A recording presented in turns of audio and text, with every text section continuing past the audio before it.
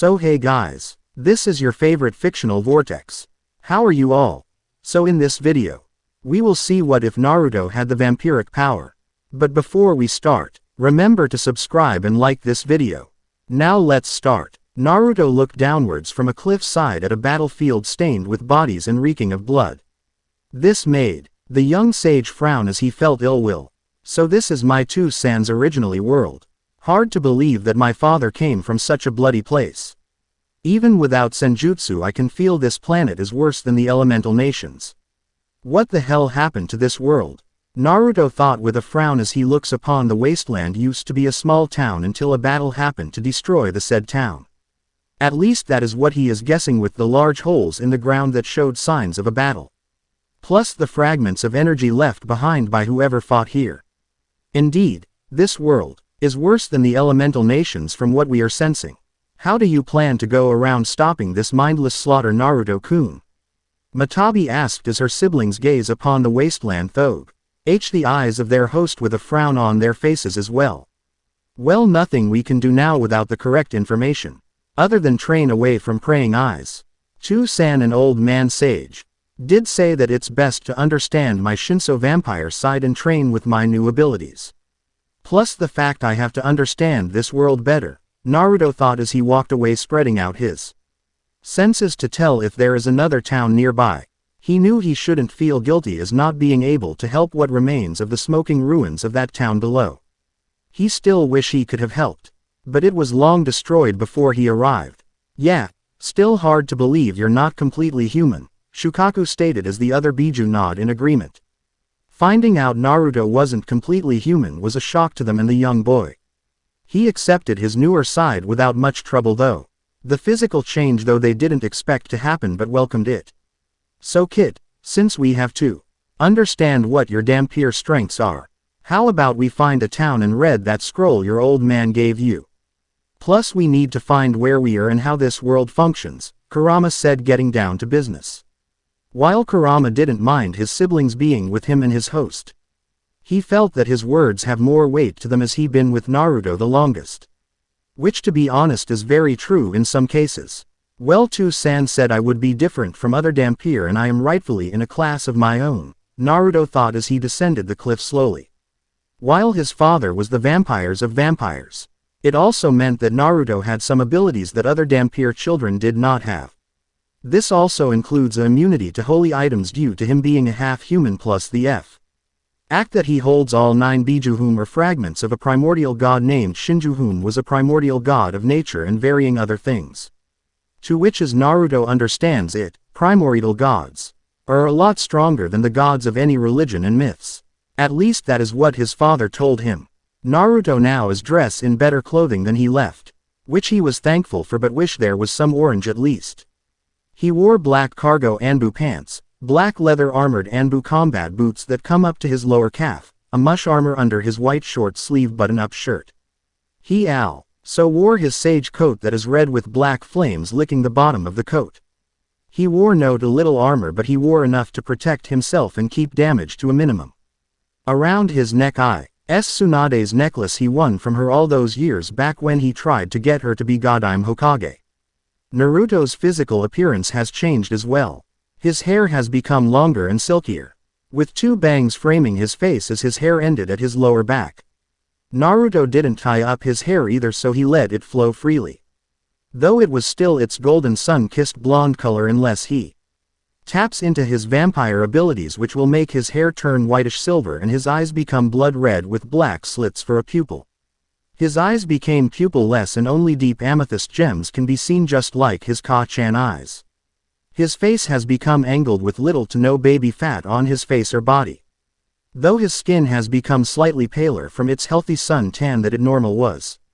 His body has become even more lean, chiseled, defined like a swimmer's or a runner's body, built for speed, endurance, agility, and strength.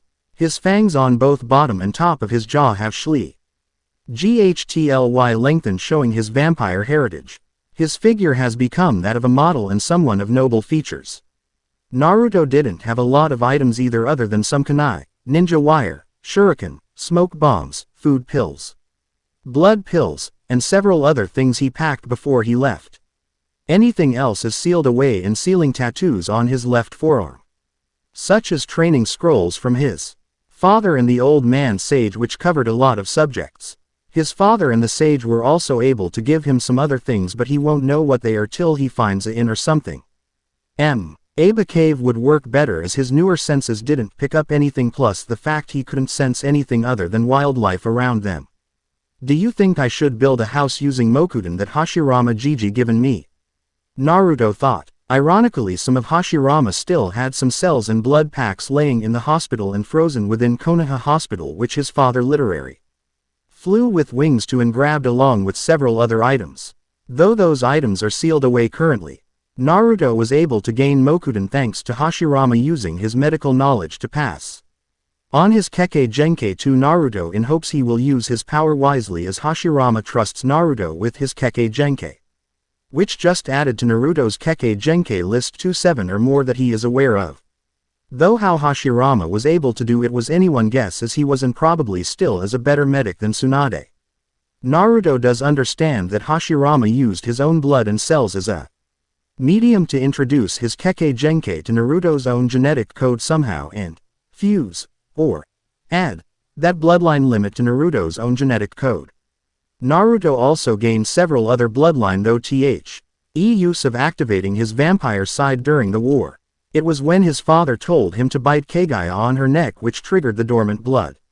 This allowed Naruto to tap into some of the same abilities his father had in this new world. Naruto was sent out of many abilities his father had as Alucard Darkule. One of them was able to take the memories, powers, abilities, and skills of others after feeding off them. Naruto has this ability as well, which is a plus for him. Though one thing Naruto nor his father Minato Alucard ever suspect was Naruto able to gain the 3 dojutsu plus the Rinne Sharingan. Downside is Naruto has to train in every Kekkei Genkai he had developed. Basically he was starting from the very beginning until he reached the max level. That is also how Naruto is in a class of his own as well. Because of his father consumed so many types of beings, Naruto has a small trait to each being in this new world which add to the fact he is nearly as unstoppable as his own father. No Kit, we wouldn't know if someone would be able to pick up the sudden chakra spike in this world. Plus the fact you still don't know the effects you will be burdened with as a vampire. You could be weaker than a full vampire, or you could have all their strengths and none of their weakness. None of us ever encounter a vampire before in the elemental nations, as none exist there. We have heard stories, but it's best to see what your father Minato left you in that scroll, Kurama said, answering his Kit's question. Naru-kun, Kurama is right, Matabi said in a soothing voice, to which the boy only sighed. She only meant Minato or Alucard during the war, and she already saw the love and caring attitude the man shown his son. She didn't know him as Alucard, but she did meet him as Minato, so in her book, what happened in Minato past won't be judged by her or the others. Plus the fact Naruto and Minato asked all 9 if they wanted to be free, choose a new host, or stay with Naruto. They chose to stay with the boy as they liked him. Plus he was like them, but Naruto would find that out soon enough. Well, there are no towns and no people. I can sense with just using my vampire abilities at this mode. I could tap into my powers and increase the range. But again, that could risk to me getting found. There is also Sage mode too, but already the basic feel of nature I am getting, it's foul and dark. No, more like nature herself is crying, in pain, angry, and several other things, Naruto thought as he paused a moment to feel the nature chakra in this world without going into sage mode. The Biju frown at this feeling what their host was feeling. Naruto was right, nature was crying and angry. Hate and other emotions are within this dark feeling that Mother Nature is producing. Naruto, I think you should be careful when drawing in nature's chakra. There are very dark emotions in nature's energy, so be careful that way you won't lose yourself, Son Goku said, like a bigger brother wanting the younger sibling to be safe. I understand, son. Thank you though. You guys get some rest while I find a cave. We really haven't recovered from the war, Naruto replied back as he felt the 9 entities in his head nod before the connection is cut. Well, let's see what to do, Naruto mumbled before he took off into the trees for faster travel. After a 3-hour trip, Nothing but some woodlands and some mountains. Naruto mumbled, annoyed at his progress. Though impressed by the view he has on the terrain. Originally it has been roughly 3 hours since he came into this world and found nothing but woods. He knew his father wasn't lying to him about this world containing people that are humans and supernatural beings. But so far he has only met forest animals that would run away when they saw him. The mountains are a new find, though, as nothing but more woodlands as far as he could see. There is nothing but woodlands and streams as far as I can see. Maybe with the Byakugan I can see farther, but I don't know how to truly activate my dojutsus.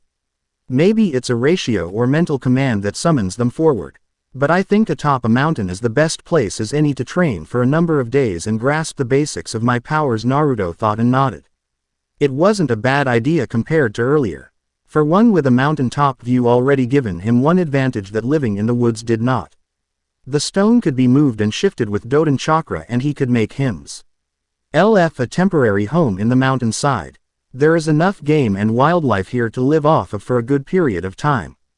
The stone provided better and much stronger shelter against the elements. Naruto nodded and double-checked as his eyes turned to crimson red with black slits for a pupil. Scanning the area around, Naruto noticed with the enhanced vampire vision he saw a town far off into the distance, but it would take about half a day travel if he wasn't in a hurry. It was pretty far off, and Naruto doubted that the town welcomes any visitors. It would be better to just watch the town and see how they react to his presence. Since he is a Shinso Vampire, he wouldn't be affected by normal vampire items, but his pale tan skin might give them an idea of what he is. Plus the fact that this town not too far off is rather big. Not big enough to be a city, but a rather large town. Which either means it's a traveler's hot spot or a town built for large trade. Spinning on his heel, Naruto lowered himself to one knee and placed his whole palm on the ground as he channeled chakra into the rock, shifting it and moving the rock around, making it denser in some places and thinner in others. His chakra is forcing the rock to make a frame for a home. Since Mokuden take twice as much chakra to use, plus the fact he doesn't know if he used it correctly, he just used Doden chakra in its stead. Doden chakra will allow him to manipulate the earth and rock of this mountain. He just has to get the framing right so his makeshift home doesn't give way to the tons of rock above. After 5 minutes, Naruto finished manipulating the rock and earth as he walks into a cave-like home, though a normal-sized door frame. Naruto's new temporary home has a bedroom, fire pit, and some furniture made of rock and stone. There is a bedroom not too far off which is slightly hidden, but the fact the frame of the door is blended with the interior wall of the bedroom, tricking the eye into thinking that there is nothing more than this single living room style area. Naruto sat down and looked at the tattoo on his arm, designs and permanently etched into his skin. It was a triangle look with 9 circles that had a kanji within the circle like a label. The kanji were labeled as follows: leaf, cloud, mist, sand, rock, sage, weapons, vampire, and father having a gut instinct plus the fact his father told him to open the one marked with father. Naruto pumped chakra into one of the seals on his left forearm and saw a crimson scroll pop out. It had his father crest of Darkula on it. Opening the scroll, Naruto started to read its contents. Dear Sochi, I know you must dislike the fact you're in another world away from friends and allies. But you have to understand certain things as to why I am doing this and why I pushed you so hard to go to this world. In truth, you're special more than you know. I have given you basic knowledge of who I am and what I have done in this world, and I can say I am not very proud of myself for causing such death and destruction. But at the time I was too blind to see any other opinions, so forgive this old fool. I loved your mother and you more than I could ever possibly say. And I want nothing more than to protect you, but I still own you the truth. One truth is you're immortal due to the Biju, your Shinso blood. And Uzumaki blood, making you very hard to kill. That is one reason I sent you here.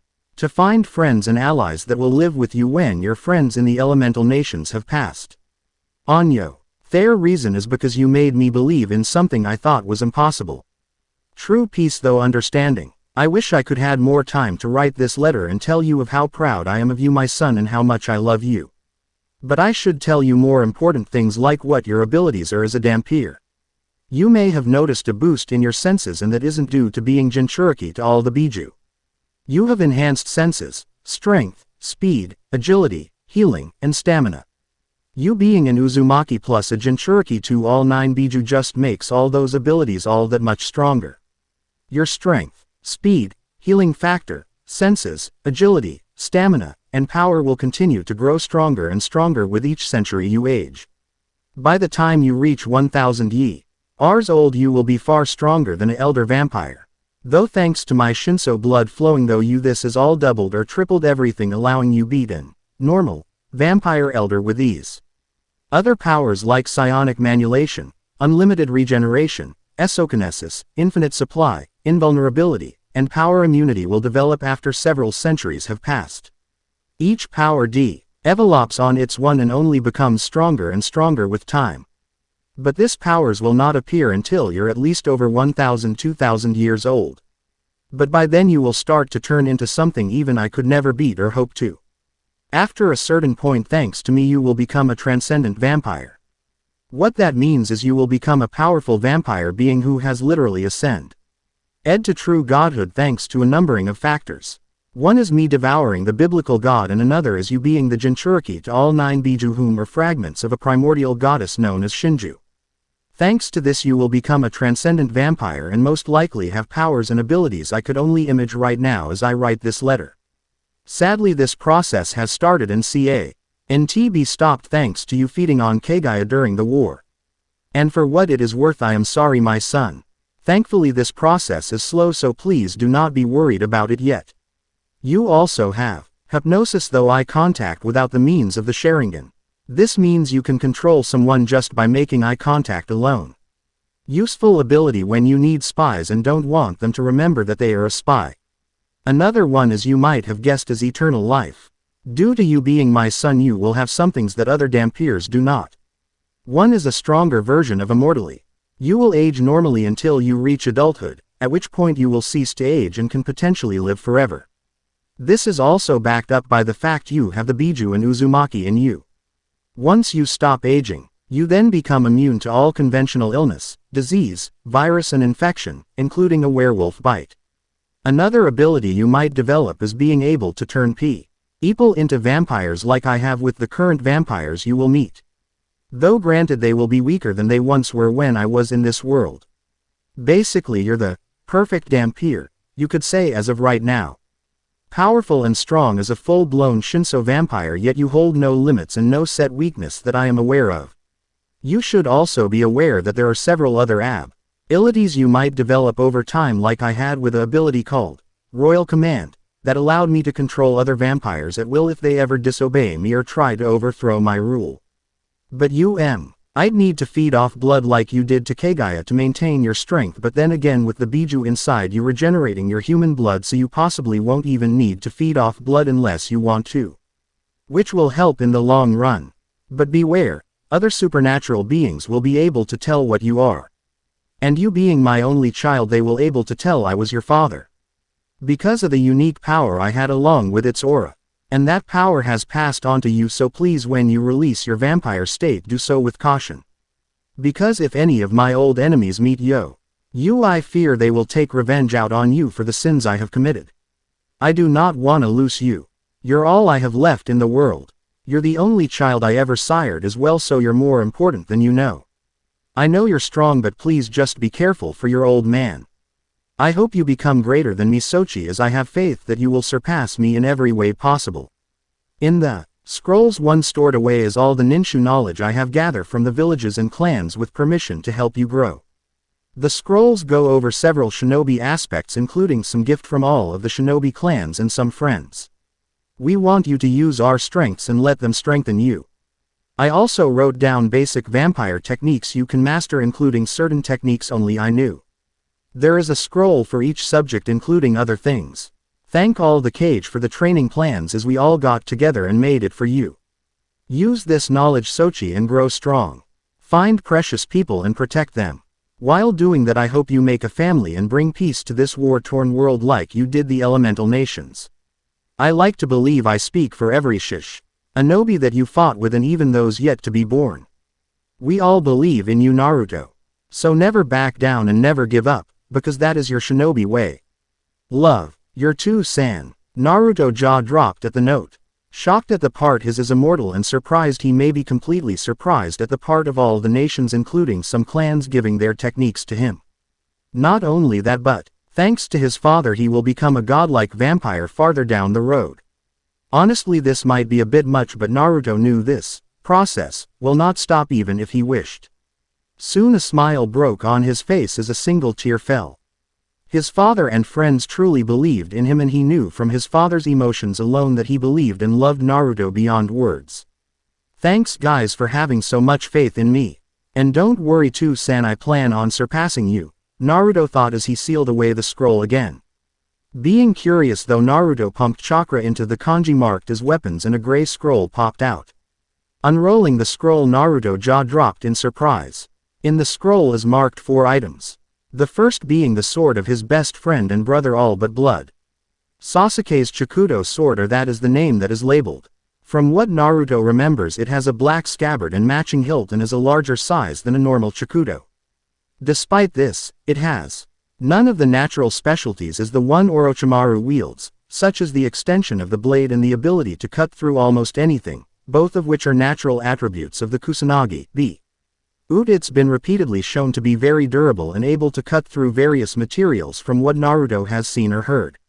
Plus the fact I can add wind or lightning chakra to increase its cutting power, Naruto thought with a smile. Another weapon Naruto is surprised to see is sealed as Asuma's chakra blades. Remembering that these blades are an highly uniquely designed trench knife. His blades are worn like brass knuckles, but each one has a sharpened zigzag tooth over each knuckle, and a blade coming out of one end. Naruto could use these in his taijutsu style to add more offense while he is defending. Shikamaru must had given me these knowing I lost them. He was one of few people that had these type of knives. Naruto thought. Turning his gaze again, Naruto read. The next item that is stored within the scroll is a familiar gourd Naruto's seen his best friend Gaara constantly wear. This giant calabash-shaped gourd covered in designs and filled with his chakra eye. NFUSED sand which he can freely manipulate. Infused with his own chakra, Naruto could possibly wield sand along with iron and gold sand like Gaara. Though it might take some training with Shukaku. Gaara must have made this for me, Naruto thought with a big smile. Gaara is his best friend, though an odd gift, Naruto could understand why Gaara made this for him. It was something personal, deep between them that made them brothers in all but blood. The last item or weapon was a very familiar and fond of the weapon Naruto used at often times. It was his Fuma Shuriken he got in Fro. Sasuke after their first C-rank turned a ranked mission. The Fuma Shuriken is a large, 4-bladed shuriken possessing preeminent sharpness and lethality. Its 4 blades can be collapsed for easy storage. Let's see. A sword, Fuma Shuriken, chakra blades, and a sand gourd. They sealed items that fit my styles, though I will have to learn some more kenjutsu and how to use sand.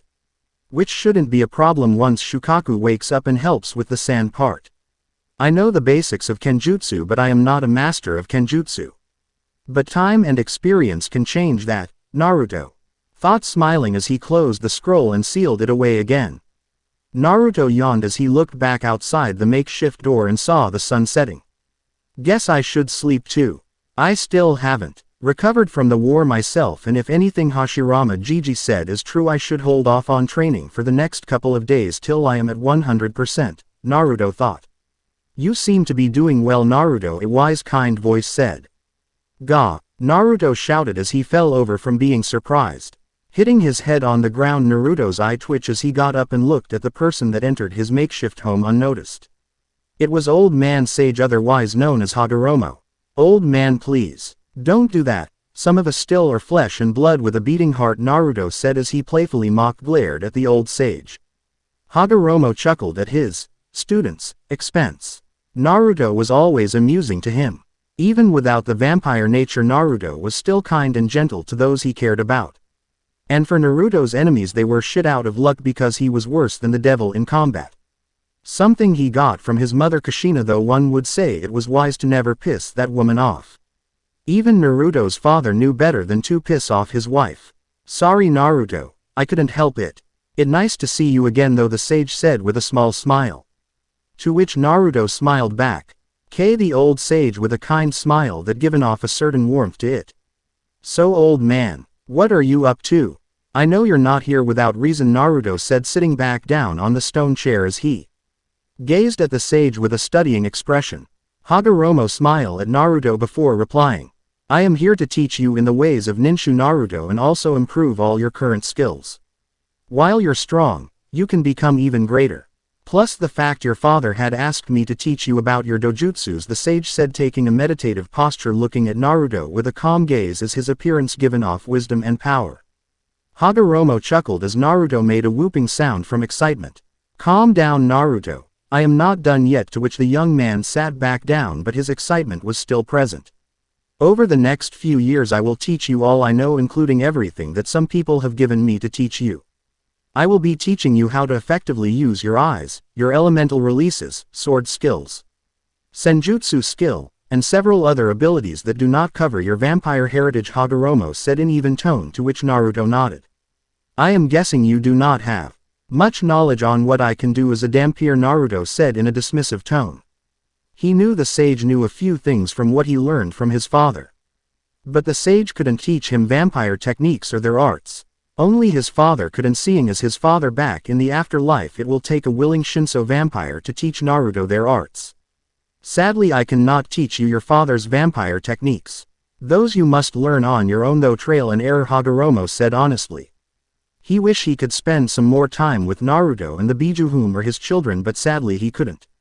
He only had so much chakra left to actively teach Naruto. And he must conserve all he can, so Naruto will benefit from this experience of training. Meh, don't worry about it, old man. You don't know a lot about vampires personally. So I am thankful for the training you're giving me, Naruto said with an honest smile, though it turned into him hiding into a corner as a light sadistic glint entered the sage's eyes. Shall we begin? Hagoromo said with a calm smile, betraying the sadistic glint and aura he was giving off. Naruto shakily nodded his head, as he knew this training will either make him, break him, or just kill him. Which is near impossible unless someone cut off his head, then maybe he will die. Even then his Shinso blood won't allow death to claim him that easy. Time skip. Several decades later. I miss Hagoromo Gigi, Naruto thought as he looked over the small, watching the setting sun from an inn hotel he rented for the night until a witcher job was done. He was current with a traveling group of hunters that specialized in hunting beasts of the wild and destructive kind.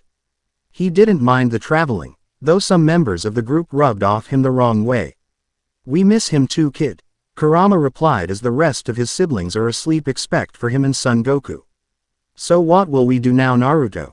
It's been 44 years since you completed our training, Son said in a questioning tone. This statement rings truth to it. Naruto has not aged a day since his 18th birthday, and that was 43 to 44 years ago. Much to Naruto's dismay, he will stay a youthful appearance of someone in their early 20s, which Naruto doesn't mind at all. He had the Biju with him for this length of time, and they treated each other like family. Naruto was the ace maker if a fight broke out between the 9, and the 9 spoiled Naruto like the youngest sibling of them. Though Nanabe and Nibi would often at times flirt with him a lot, making the poor Vampire blush up a storm.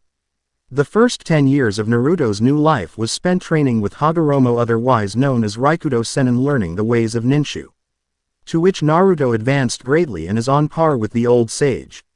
Though he mastered all he could from the sage, this includes ninjutsu, taijutsu, genjutsu, kenjutsu, medical ninjutsu, kinjutsu, fuinjutsu, bojutsu, and dojutsus. Naruto even was able to master and control 100% of his chakra, much like the sage, thus allowing him to hide his presence better from supernatural beings. Naruto mastered it all and used the gift given to him by his friends and allies to become a Vampire sage on the level of Raikudo Senin. His weapons consists of chakra blades, Sasuke's kusanagi, a gourd of sand, his Fuma shuriken, and several other tools he gained during his travels. Though he carries everything within the tribal seal tattoo on his left forearm. Though there are 4 new tribal circles, bring the items Naruto can carry as 13 or more if he makes a sealing scroll. The remaining time of his years up to this point was learning his Shinso vampire powers. One technique and interesting power he had was complete power over blood and anything that involved blood. One technique his father left him was called Shadow Whip. The Shadow Whip manifests as a gauntlet made of the Naruto's own blood bound by his chakra on his right arm. From it the whip springs when he attacks, swinging in wide arcs which hardens upon impact against his foes. It one of the most flexible techniques his father made. It also made it the Maou Saint useful when fighting an opponent with a really stubborn defense that he needed to get around or just exploring areas without the need to summon his. His father also made several other techniques, but Naruto felt he should take his time learning these techniques his father left him. The Shadow Whip was a great technique and great for all matter of combat. It could cut, rip, smash, grab, trap, and maim someone with the right movements and right techniques. While Naruto had to summon fresh blood from his veins by cutting his palm with wind chakra. He could even form varying weapons like his father had told him. It was just up to Naruto and bring the form forward. So far Naruto has a simple dagger, the whip, a complex sick-looking scythe, a spear, and several other weapons that he can make into solid form. Though they have to be stabbing, cutting, and brute force type weapons. There are several other techniques Naruto can use as well his father left him, such as demonic wind. GS, which are crimson and black angel-like wings made of his blood and chakra, though he has to tap into this vampire form for better control and use. Another technique is red mist, which will allow Naruto can become an elusive black and red mist to reach new locations, phase through enemies without taking damage, instantly appear near enemies, and create large shock waves of smoke. Though all his father's techniques will have to wait until he master each one at a time.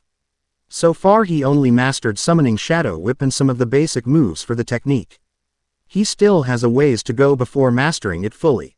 We move forward and learn. I wish to have a family and bring peace. Those are my two dreams. But first we need to a map of this world or the region we are in to plan out course for farther travel. Naruto thought as a smile formed on his face. While he had traveled around the lands, Naruto made a name for himself as a monster hunter, though he only went to town solving problems as peacefully as he could. He was also an oddly none could not figure out, with a few exceptions. Those was the bar owners and inn owners he would often visit after completing a job. There were also the kings and queens of each kingdom that took an interest in him. Some of that interest is selfish, lustful, or something else completely. While no one was able to use him or something in ill nature. He had developed a fan club. More like fan girls with some supernatural beings. The traveling was nice and Naruto always helped those in need. He most recent job had caught the attention of several supernatural beings. While he perked their interest, it wasn't enough to cause him warranting attention which he didn't want or need. Though at often times he could feel their agents watching him, though he acted like nothing was going on. So where shall we go now? Son asked, since the others are doing whatever they want in Naruto's mindscape. I suggest we train, Kurama replied back. Thought Son Goku only looked at his brother with a questioning look. Brother, I do not think training for Naruto Ododo is needed. He has all elemental releases, plus his dojutsu, kenjutsu, fuinjutsu, taijutsu, and several other things that make him near equal to father. Is more training what he needs?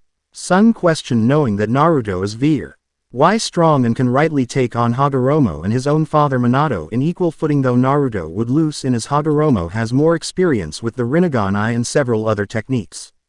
That's not what I meant, Baka Ape, Kurama said with a bored tone. Though at the ape part Son Eye twitched in annoyance. What do you mean, Kurama?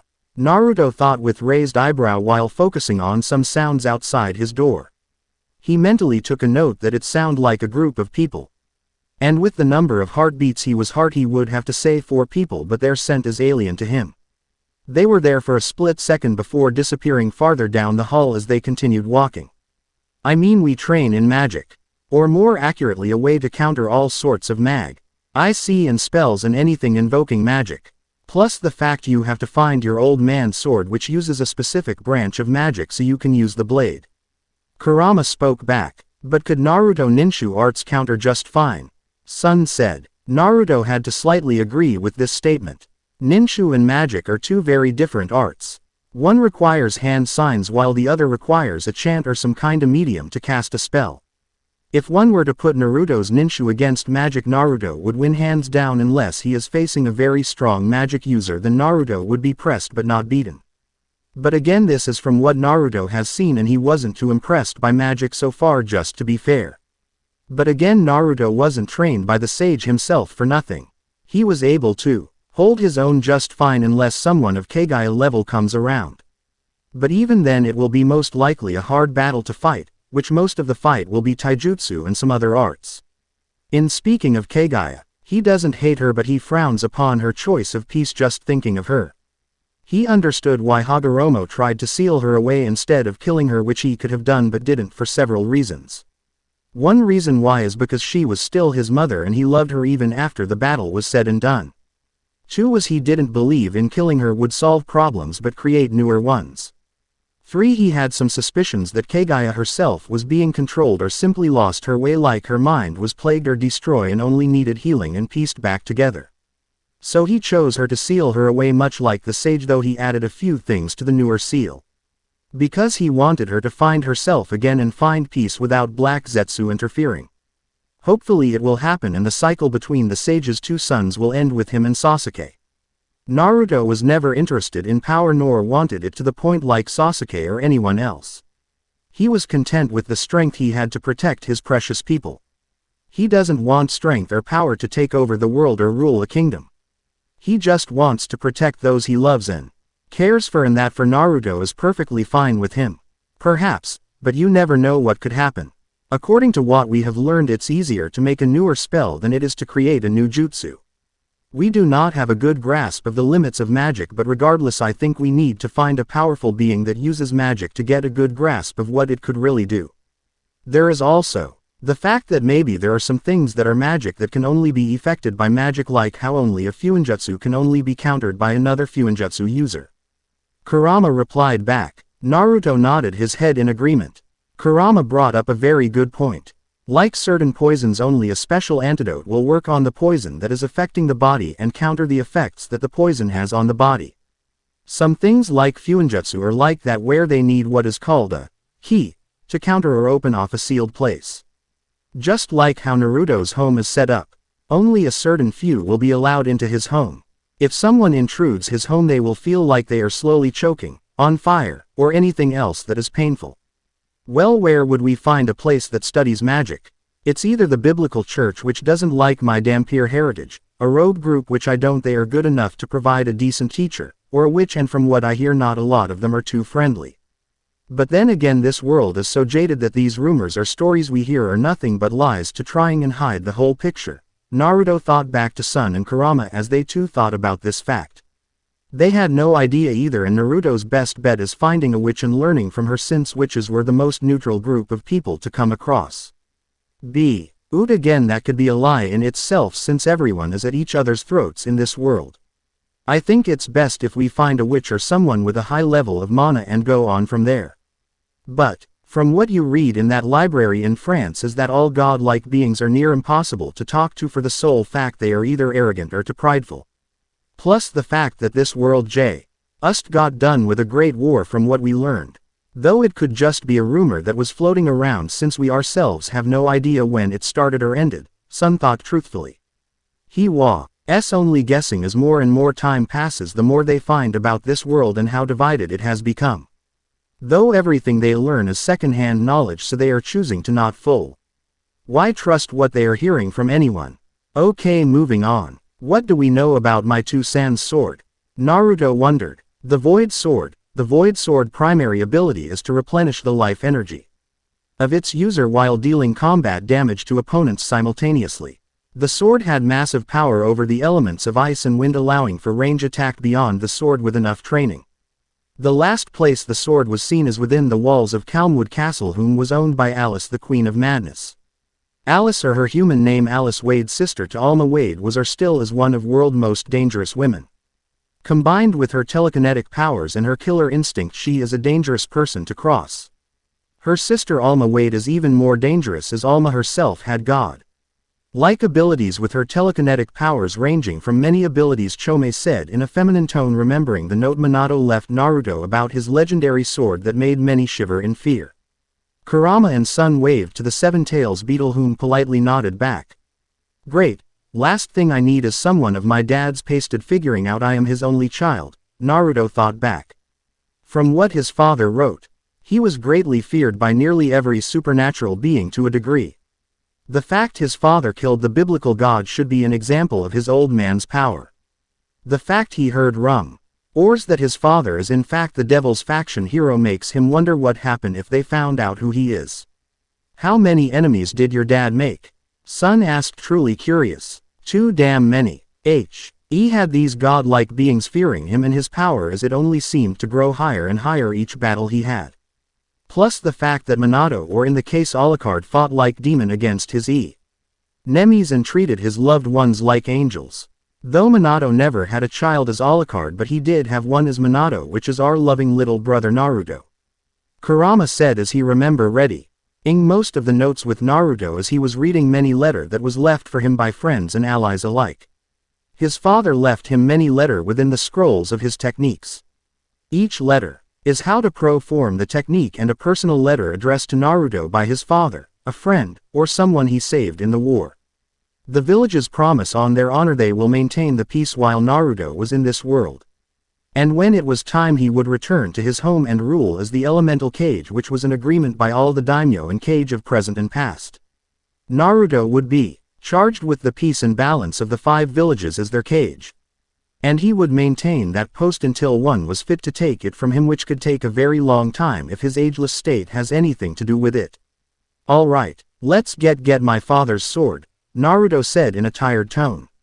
He really hoped that this castle coming up is a lot more peaceful than the last he went, though. He didn't want some succubus chasing him though the whole castle, for the sole reason he was immune to her charms. Several centuries later. Hey guys, do you think we should hit the road again? An Elder Dampier thought to his Biju as his trained in the signs taught to him by the Witcher from the Wolf Academy. Though Naruto was taught all these things over 3 centuries ago, he still trains to keep his skills sharp. There Naruto trained in the basics of alchemy, magic, and swordsmanship of different styles. While in the academy Naruto learned these lesser but simpler versions of magic. His simpler magic by Witchers are called signs, whom when used correctly they are very useful in combat and can be used outside of combat. These signs are known as Ard, Igni, Erden, Quen, and Axi. Each sign had a different effect. They can be used at any time, as Naruto's mana never runs out, so he can spam the spells really easy. The sign Ard is more or less a telekinetic wave that can throw back, knock down, or stun an opponent. This sign can also be used to destroy obstacles, repel arrows, or anything that flies toward Naruto. While it seems like a weaker version of Shinra Tensei, though Naruto can spam Ard as much as he wanted compared to the Rinnegan technique, which takes a 5-second recharge unless he uses the Rinne Sharingan dojutsu he possesses. Igni is a basic fire spell that can be used for more than combat. But when in combat, Igni becomes a gush of flames that wound opponents and burns them like normal flames. When mastered, the sign has a chance of incinerating opponents and has a larger area of effect. It can also be used to detonate flammable gases emitted by some bombs, which is also very useful. Erden is a magical trap placed on the ground, which will wound and immobilize opponents. The sign's basic level allows you to place a single Erden sign on the ground. After mastering it, one will be able to place up to 3 Erden signs at a time. These will work in unison, creating an impassable barrier. Quen is a protective magical shield that lasts for 30 seconds at the sign's basic level. It is a sign that Naruto can use on himself or someone of his choosing. Quen absorbs all damage directed at Naruto, and when mastered it can reflect 50% of the damage back toward to enemy, which saved Naruto more times than he cares to mention honestly. Axi is a charm placed on an opponent. If the charm attempt is successful, the enemy will become Naruto's ally for a short while, fighting at his side. This spell is also useful for dealing with more stubborn people whom won't listen to reason. It's also useful when dealing with someone whom won't talk or giving him information he needs.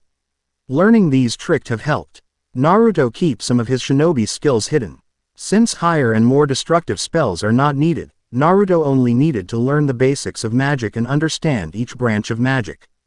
The fact That these signs can be performed one-handed as an added bonus when Naruto is in battle. Yeah, I think it's best we move on. Where to next? Isobu said calmly yet kindly. I would say north. Since we are in Italy, I wanna see if the rumors are true about the underworld being locked in a conflict. If I can go there and stop the war, maybe I will understand each side better than Zhu. Chi relaying on rumors from someone in second to third-hand knowledge. Naruto thought as he made the void sword disappear until he needed it again. How would you get into the underworld, Naruto-kun? Matabi asked, laying down with the others. They have been content and peaceful since coming to this newer world. Helping Naruto train in their abilities and helping him fight opponents is a common thing. Though Naruto barely had to go above Chunin level to take down some monsters that still lingered around. Since Naruto picked up his father's void sword, Naruto has trained for a long time to master all the moves and techniques his father left him. It has been 324 years since they last saw Alma and Alice. Though Naruto is sure they are still alive, he had no proof.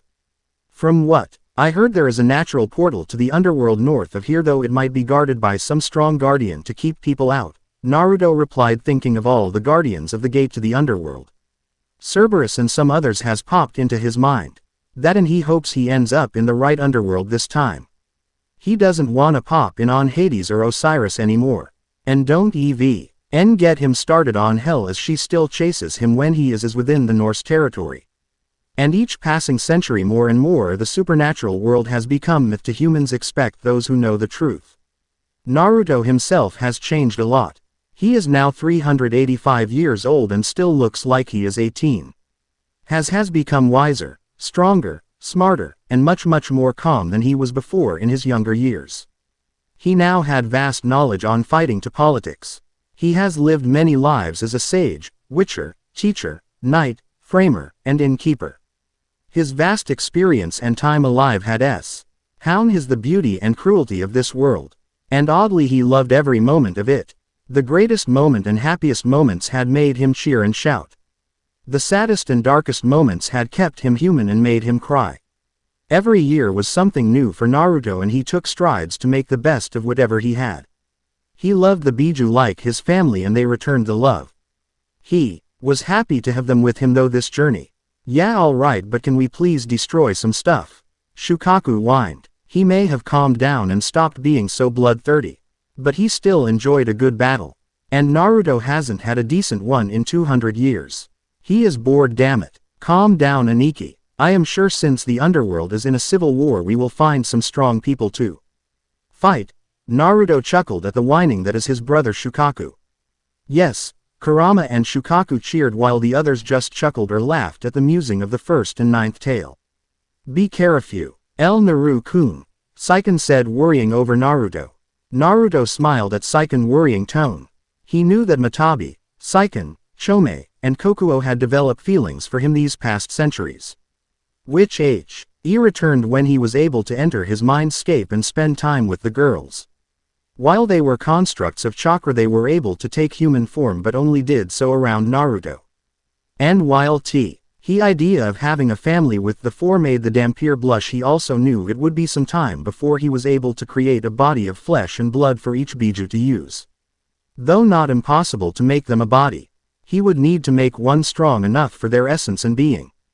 If it was too weak, they would have to wait to reform, as the weak body would explode from the amount of power a Biju possesses. Then Naruto would have to start the whole process over again, and so far he made some strides in effort to make something of living flesh, blood and bone for all 9 Biju. The other male Biju found out about this and cheered Naruto on.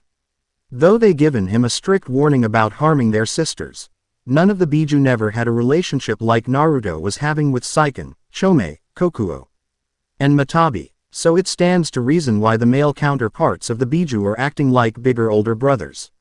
Naruto knew he was only allowed so many mates, and since the fact he had 4 of them were Biju, he knew the girls would only approve of strong women to be Naruto's mates. They didn't mind sharing as long Naruto treated each lover he had with respect, care, and love as the others. Other than that, they called first dips on everything such as marriage, kids, and taking Naruto's first time. Will do, Saiken-chan, Naruto said softly and low. Zwingli as he headed out to the north towards Germany.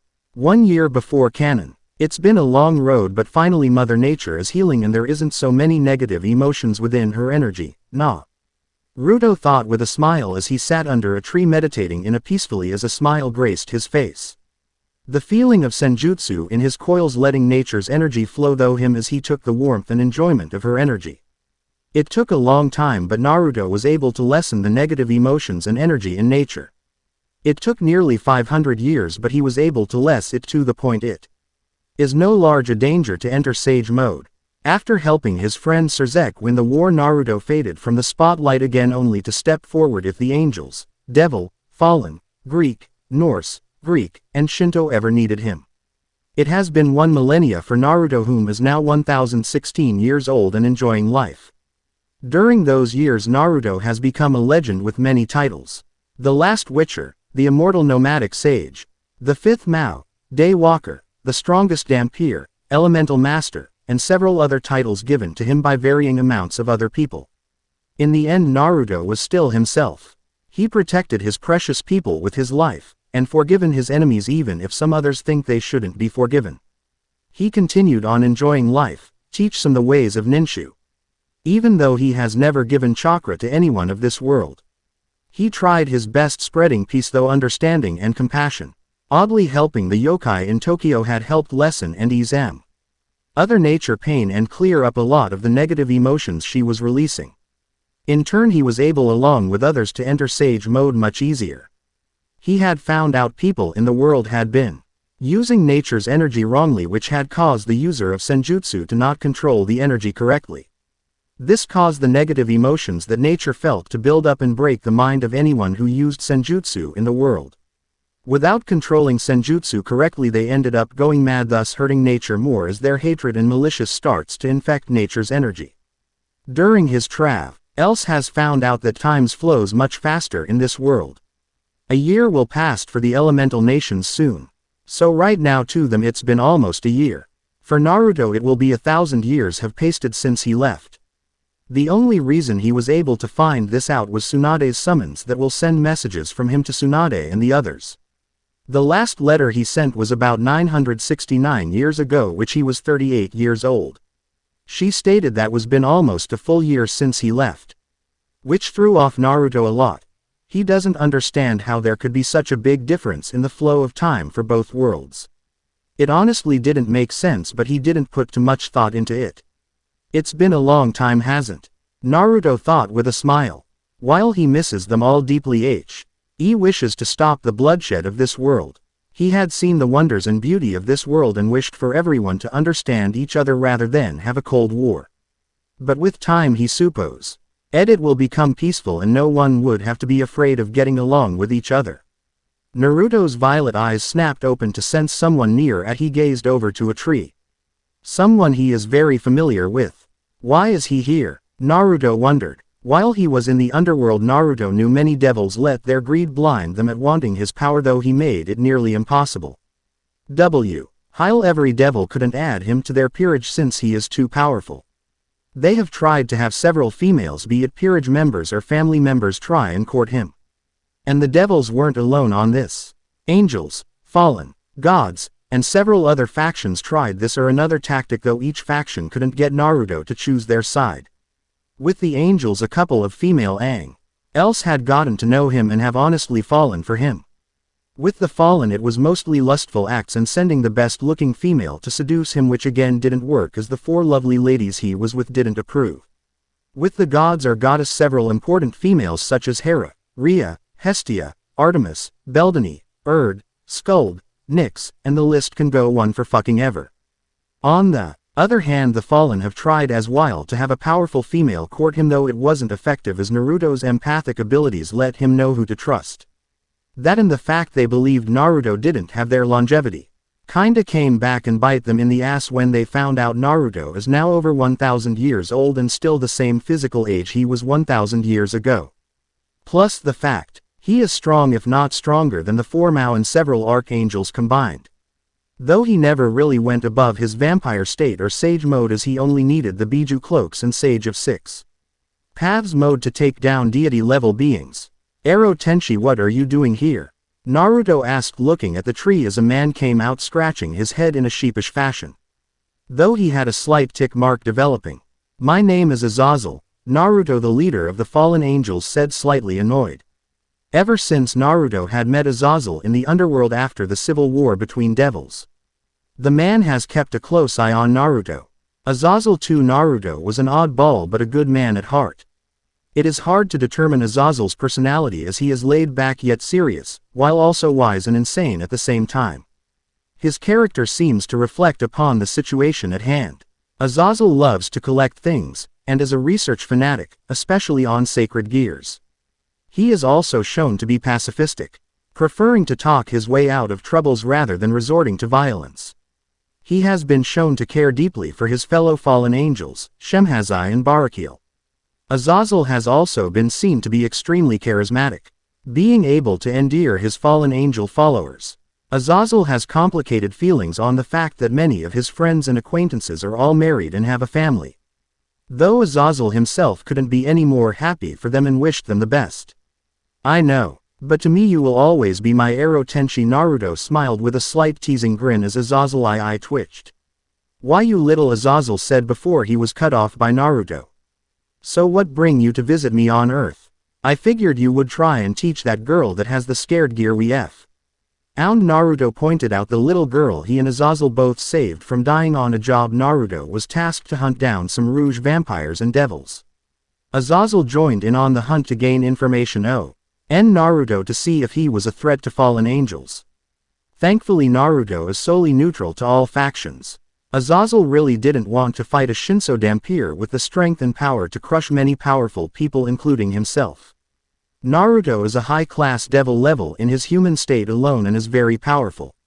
When Naruto taps into his vampire state he could make the ultimate class beings look like rookies.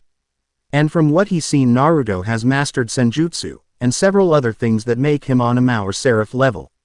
Azazel doesn't know much about Naruto other than he knows Senjutsu is the last Witcher, and can use varying types of magic, or something similar to magic at least. Naruto was an enigma to the fallen angel of a land she is currently under protect. Ion, with my group being taught how to tap into her own magical reserves. Her full name is Velena Lucifer, Azazel said as he sat down next to the wondering sage, whom looked at Azazel with a raised eyebrow. A Lucifer, huh? I wonder what happened before we found her. Naruto noted. He only met a few members of the Lucifer family before, and most if not all of them are in hiding. Though he swore on his title as sage not to expose them, he did note that they were afraid of one of their members. They never spoke names, but it's clear that it's best if Naruto remained silent on the matter. It wasn't his place to judge why they were so fearful. Yeah, one of the few remaining alive after the devil clans were 72 and dropped down to the numbers they have now. Only thanks to that Pyrrha GE system they are slowly increasing their numbers again, Azazel said, studying Naruto from the corner of his eye. He knew Naruto was far too powerful to be turned into a devil-vampire hybrid. Much some devil's disappointment, a few angels' joy. He was named the fifth Maou after all, and Sir'zek even admitted to the others that Naruto was far stronger than him. The peerage system, huh? How are the four doing since my disappearance? Naruto asked, curious as he looks at the only man that has a direct connection to him. Azazel sighs heavily while rubbing his head like trying to banish a bad headache.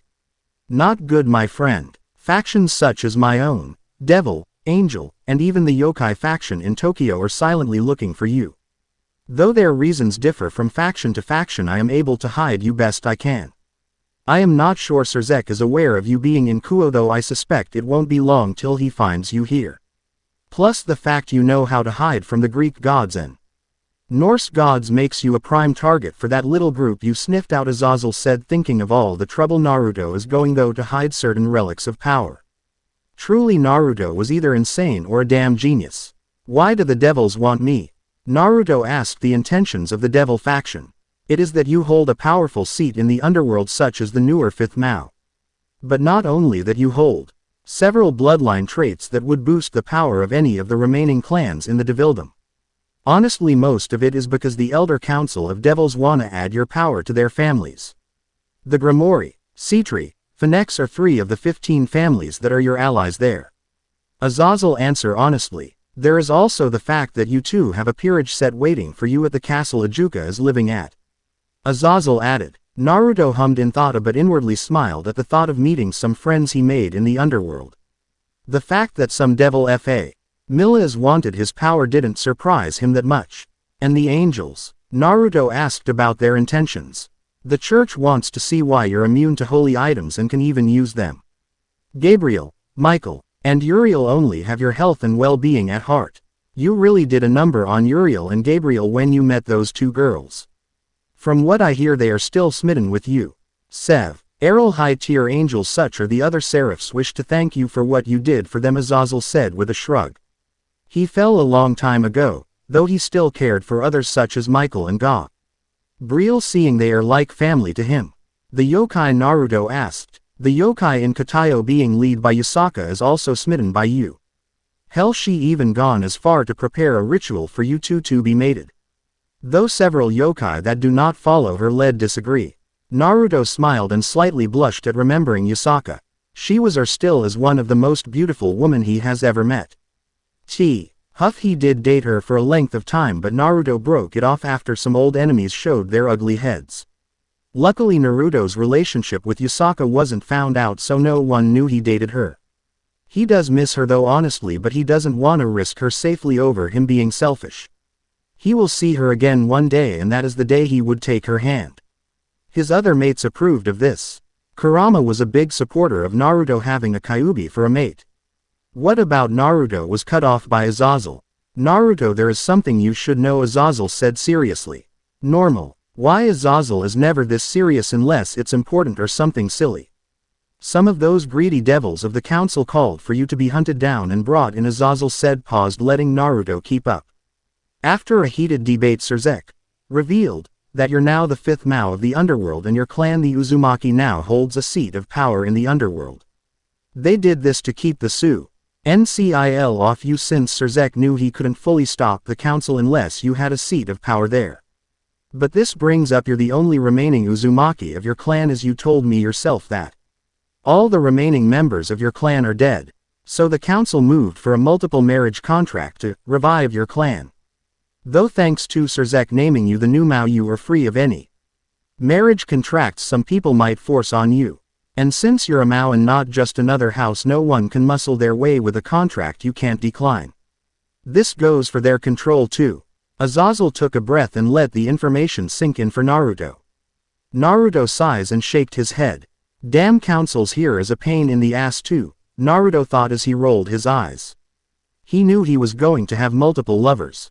But at least he was going to pick them and not let someone choose for him. Okay, I'm glad Suzek, Seraphal, or Ajuka was able to stop them, Naruto commented. The 4 and him are close friends. He guesses it's now the 5 great Satans and not the 4 great Satans. Yeah, they did. They said that you will either marry 4 to 8 women of your choosing. Azazel said, though inwardly he felt slightly jealous. Naruto was living the dream according to Azazel. Not only was it natural for a vampire to have multiple lovers, but Naruto was allowed to have 4 to 8 wives. Poor Naruto. Well, 4 of those spots are taken.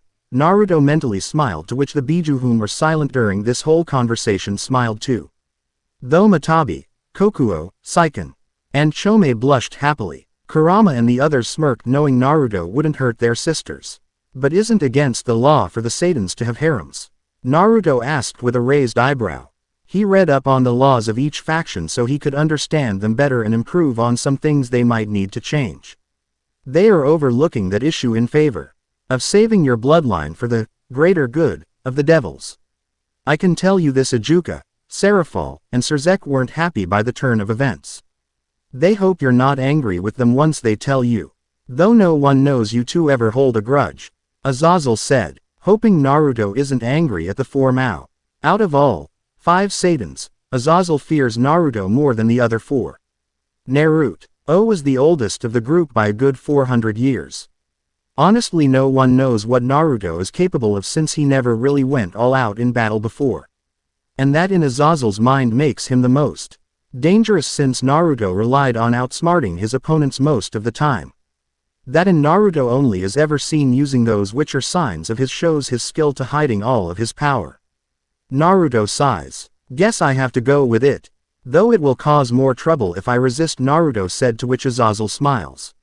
Marry a devil, fallen angel, and a vampire of your choosing. Azazel Street, aided simply like he is talking about the weather as Naruto's eye twitched for a moment. Did you hit your head or something? Naruto asked as he looked at Azazel, whom was still smiling. Nope, just go along with it and I promise you will be happy, Azazel said with a dismissive tone. So who else's knows I am the fifth Maou? Naruto asked, dreading the fact he now going to have to be in the underworld a lot more often. He doesn't really mind being the fifth Maou. While he knew of the meeting because of his spies, he didn't know what happened after the argument took place. Only the high-class and high-ranking devils such as the dukes and such. It's not been made public, so no need to worry till you're ready to run a faction with Srezek and the others. Azazel said, I suppose that is good news, Naruto said, mumbling as he thought about it. Really, the devil faction was one of 3 factions that didn't fear his father. Everyone else but those 3 did fear him. That meant the angels of heaven, which meant Michael, Gabriel, and Uriel knew about his father but didn't know the fact Alucard had a son. Yeah, another thing, in a year or more I am sending you Valena to train her. Azazel said, hoping Naruto will take the girl. Ever since Azazel had let the fact be known Valena was saved by the last Witcher, she has been asking non-stop to see Naruto. Hoping the legendary Witcher would train her in swordsmanship or teach her something really cool. Naruto was really popular with kids. Everyone knew his tales and stories because he wrote about some of them. There isn't one child that isn't a supernatural being that doesn't know Naruto in one form or another. Though Naruto told Azazel he does not write every single thing he has done in his stories. Some are works of fiction and come from Naruto himself. The fact he is Azazel idol for Ika, Loveless, Odd Wings, Stranger in a Strange World, Banished Knight, and The Trial of the Hunter does not make him a fanboy at all. Okay, maybe a little. Anything else I should be aware of, Azazel? Naruto asked. Nah, not as of late. Even though you helped me put this spy network together, our contacts have nothing as of late. So when I know something I will send our usual message to fill you in. What will you do in the meantime? Azazel asked Naruto, curious as to what his friend will do. I will blend in and act as a teacher for the high school near here. It is about to become a co-ed school soon. And from what I learned, little Rias will attend with Akano and Sona. It will be good to see those girls again, Naruto said, remembering the 3 little girls that would always call him on his phone or chase him down to teach them something. Sure, the last time Naruto was in the underworld was to stop the others from killing any type of Neko. Though after Naruto won the debate he disappeared again to never be found unless he wanted. Which to an unaware Naruto is a pain in the ass for everyone who knows him in some form. He was always the voice of reason among the 5. They weren't bad rulers per se. They just made poor choices, and everyone does that. Though, the extinction of a whole race should question their leadership. Naruto was able to stop it before any more lives were lost. Well, I guess that will kill some time. Well, I should get going before the guys come and try and find me. Take care, Naru, Azazel said as he got up and walked away. Naruto saw a green glow before that glow too went away. Things are becoming more interesting now, Matabi purred. Indeed. Let's hope Azazel's crazy idea works, Naruto thought back as he got up and went into his cabin. Thankfully he is a singer going by the name 10 Tails and a writer thanks to his godfather's books and his own. So money really wasn't an issue. Present or canon period. Naruto sighed as he looked at the papers on his desk, reading them over with a calm, peaceful aura as the early morning sun started to rise. It was always nice and relaxing for him to do work in silence without too much noise. He really has changed a lot while in this world. The fact he has some nice tea with him and a few donuts also made this early morning a bit sweeter and much more better. It's been nearly over 1,000 years in this world since he first originally arrived, and it has been a year in the elemental nations. Naruto is sure Tsunade and the other are either flipping their shits about his age or fainting at the fact he surpassed Hagoromo just in the past 100 years. Summit. He is very proud of, though he didn't let it get to his head. He was simply content being himself and training to keep his skills sharp. If he ever needed to step up his training, he can use Kamui and train in his own dimension. Though Naruto is both worshipped in this world and his home world, he is still himself in some fashion.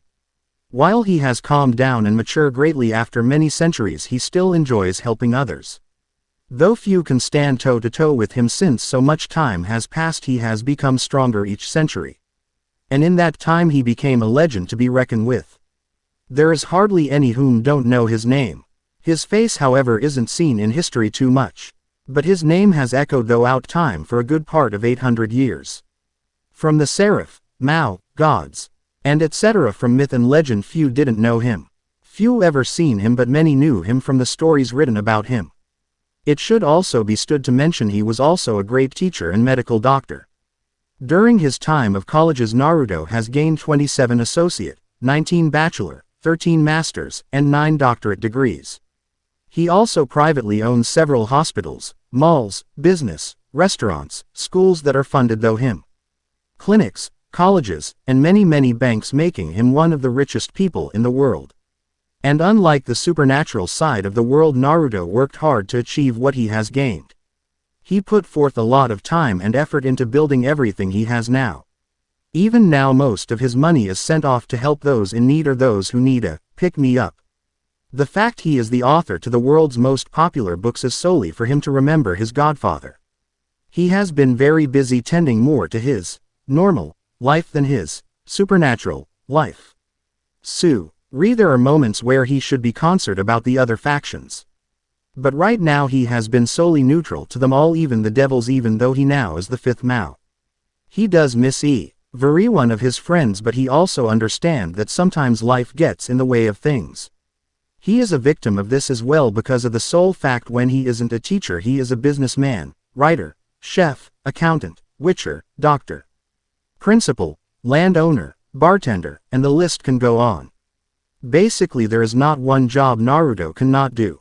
And since Azazel and him share the same spy network, the best spy network this world has ever seen, mind you, Naruto is aware of the inner workings of each faction and whatever they are planning.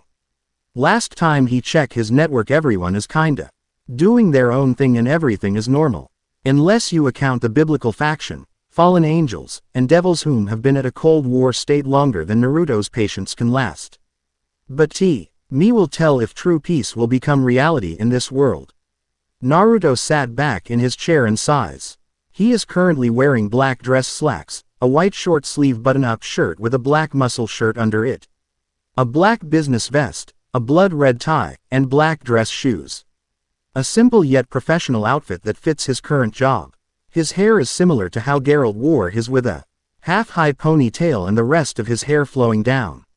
His golden sun-kissed color hair is still like silk and only ends at his shoulder blades. 2 bangs frames Naruto's face much like it did for his father Minato. His whisker marks are plainly visible along with his pale sun-tan color skin, which looked flawless and smooth. His wolf amulet that he got from the Witcher school hangs around his neck along with Tsunade's necklace he got from her. He longed got over wearing different types of clothes after he got to the point where he needed to blend in with each culture and its people. That and his mates wouldn't allow him to wear what he used to wear anymore. That doesn't mean he likes it. He was still Naruto and he hates formal events. He hates suits even more, seeing as they are never comfortable for him. His current job is high school home cooking class, where he can teach kids of varying grades how to cook and prepare a healthy meal. Naruto looked at the class room that is empty and sees the baskets of items the class will be making, a simple yet delicious soup he picked up in China a long time ago. Naruto was also slightly nervous since this is the beginning of a new term for all students. That and the fact Lord Gremory knew he was a teacher here didn't ease Naruto's nerves. While he was on good terms with the man and his family, he also knew the man has it out for him ever since he pranked Suzek and him turning their hair hot pink color. In Naruto's defense, it was worth the laugh. Though everyone laughed, Naruto had to dodge Suzek and Lord Gremory spells for a good 4 hours till they got too tired to cast any more high-level spells. Naruto blinked when he felt something at the edge of his senses and looked towards the door for a good 2 minutes before taking out one of his books, Myth and Supernatural. Unlike his other books, which contain centuries worth of knowledge and information, Naruto was researching about the fact he will be turning into a transcendent vampire soon. as he already felt the effects happening from time to time. From what the Biju told him, it would be another 6 months unless he taps into his Vampire state, which will rush the process. A transcendent vampire. Let's see what Apollo has found for me. Naruto, though, as he read some note the Greek god given him. In various forms of traditional folklore, vampires are often depicted as demonic beings who must feast on the blood of the living to survive and possess vulnerabilities to various things such as sunlight, garlic, holy relics, etc. However, transcendent vampires are arguably completely the opposite. Transcendent vampires are often depicted as supernaturally attractive and possess an appearance identical to the one that they had in their previous life. They also appear to have an inherently mesmerizing aura to their presence. Many mortals or lesser beings may often feel an obsessive desire to be around the Vampire in question, or even follow and carry out their commands like mindless slaves. Another thing that makes transcendent vampires unique is that despite them appearing to be related to things such as dark magic or inherently evil aspects, they themselves are not evil in a way that one would think. Since they are basically gods, but their base form is a vampire, they are immune to all matter of holy items and in weakness normal vampires may have. This makes them rare in today's world, seeing as the last vampire that could be seen as such as Ockard Darkul, though he has died or passed away, leaving his throne empty. Though it should be noted no one ever found his body. While the transcendent vampire being is nearly all-powerful, they may not choose to use their abilities to their full extent for certain reasons because of moral codes that they set for themselves. This is similar to how those who are omnipotent may not choose to interfere with the affairs of lesser beings unless absolutely necessary or because of personal rules. While the transcendent vampire has no real weaknesses, they may still feel discomfort when outside during the day, as vampires are naturally creatures of the night. Beings of higher power may still defeat the transcendent vampire in combat, though killing them permanently is near impossible since gods themselves reform over time after death. Unless something unnatural happens to cause a true death of the god or higher being in question. This also counts for those whom are transcendent vampire, as they would simply slowly heal the damage done to their body. If werewolf and vampires are natural enemies, a transcendent werbeast may be able to defeat the transcendent vampire, possibly even kill the vampire. The powers and abilities of a transcendent vampire are as follows: absorption, emotion absorption, energy absorption, life force absorption, soul absorption, almighty ascension, flawless indestructibility, supernatural survivability, blood transcendency. Blood absorption, blood magic, blood manipulation, killing empowerment, prime being, entity lordship over all vampires, genesis creation, imperceptibility, indomitable will, intangibility. Corporealization, mesmerizing presence, defeat inducement, hypnosis, supernatural beauty, unnatural presence, transcendent physiology, absolute condition, absolute immortality, absolute speed, absolute stamina, absolute strength, limitation transcendence, magic immunity, omnifarious, reality warping, vampire physiology, conversion, vampirization, dark arts, necromancy, reanimation, resurrection, daytime walking, day empowerment, death empowerment, illusion manipulation, absolute illusion, night empowerment, lunar empowerment, and darkness manipulation. Useful information as always, Apollo. I will have to thank him later.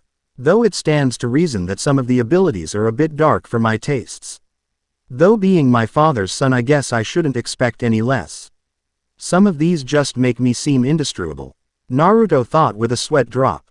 Seriously, some of these abilities are ones Naruto never heard of, and he never really had a knack for magi. See, other than the signs he was trained for as a witcher.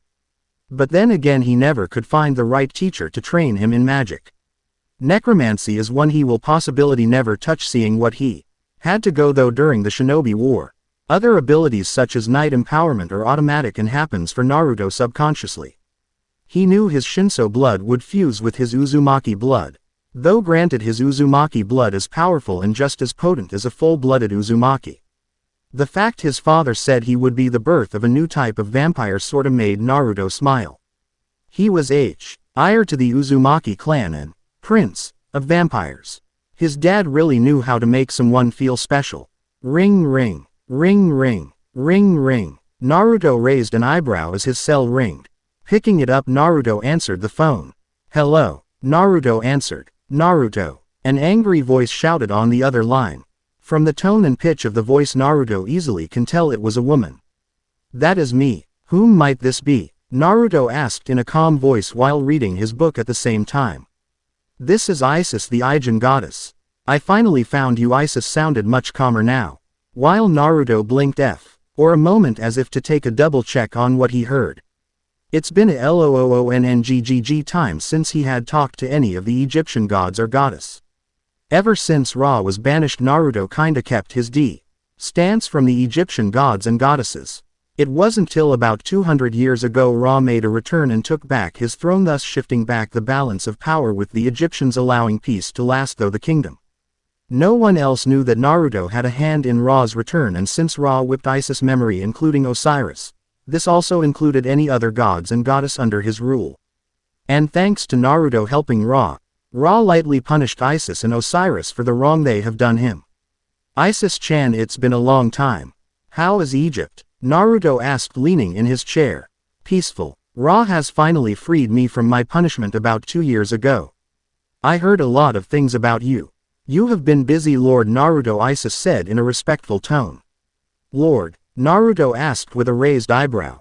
"You didn't hear, dear. 10 years ago a meeting was held between the Greek, Norse, Shinto, Egyptian, and any other pantheon to speak on matters of the world. Then you popped up in the conversation. It was decided that you would be made into a new god," Isis said, dropping some new Naruto did not hear from his sources. Naruto opened and closed his mouth many times trying to form a sentence to describe his state of surprise. "That is a surprise," Naruto said, surprised tone. "Sure, he become well, no, but damn. Though while it might be useless since he is slowly becoming a transcendent vampire. Too bad the Shinto or moreover the Shinigami had claim over you. That primordial death goddess knows how to win an argument," Isis whined. Naruto was and still is one of the mortal beings she wants to fuck until he or she passes out from pleasure. The other Egyptian goddess share this view, though some goddess do wish to marry Naruto. Isis herself just wants to fuck him till they can't move. Aphrodite and Lilith share this lust for the Uswanki. Naruto Uswanki was someone Isis wanted in her bed and she would never let him leave. "Shinigami, what does she want with me?" Naruto asked. A little known fact is that Shinigami, Yami, and Kami are all females and now are in charge of the Shinto faction. Though he only ran into the Shinto gods after freeing Izanami from the underworld and somehow restoring her primordial status, Naruto never seen the Shinto goddess again. He had a sneaking suspicion that they are watching him closely for some reason he isn't quite fully sure yet. They were a hard group to understand sometimes. "That's what I wanted to know. So can you please?" Isis didn't get to finish as the line went dead. Naruto blinked for a moment, then looked at his phone. That was an interesting piece of information, Naruto thought as he rubbed his forehead to try banish a headache away. He is on good terms with some gods and goddess like Izanami, Poseidon, Hades, Beldani, Erd, Skuld, and some others. While he hasn't seen them in a while, he does know they have their agents follow him from time to drop of which are jobs only he can do thanks to his unique skill set. Though he didn't mind it, he wished that some of the goddess that were after him stopped. He was mated to 4 drop-dead beautiful amazing women and he only wanted them. He didn't mind having 1 to 4 more as long his wives didn't mind. But he truly did love Matabi, Kokuo, Chome, and Seiken, and he was quite happy with them. "Love you too, Naruto," Kokuo, Chome, Matabi, and Seiken cheered. They have never been more happy and content before. They truly did love Naruto.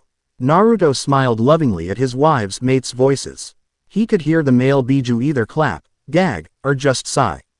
Shukaku, Kurama, Gyuki, Isobu, and Son Goku loved their siblings, but they really wish they weren't always there when the girls flirted with Naruto. It was slightly embarrassing for them as they have no interest in love since no woman piqued their interest. Everyone of the Biju were ready for their own bodies of flesh and blood. The male Biju loved their little brother, but they didn't want to hear roars and moans of pleasures from the female Biju.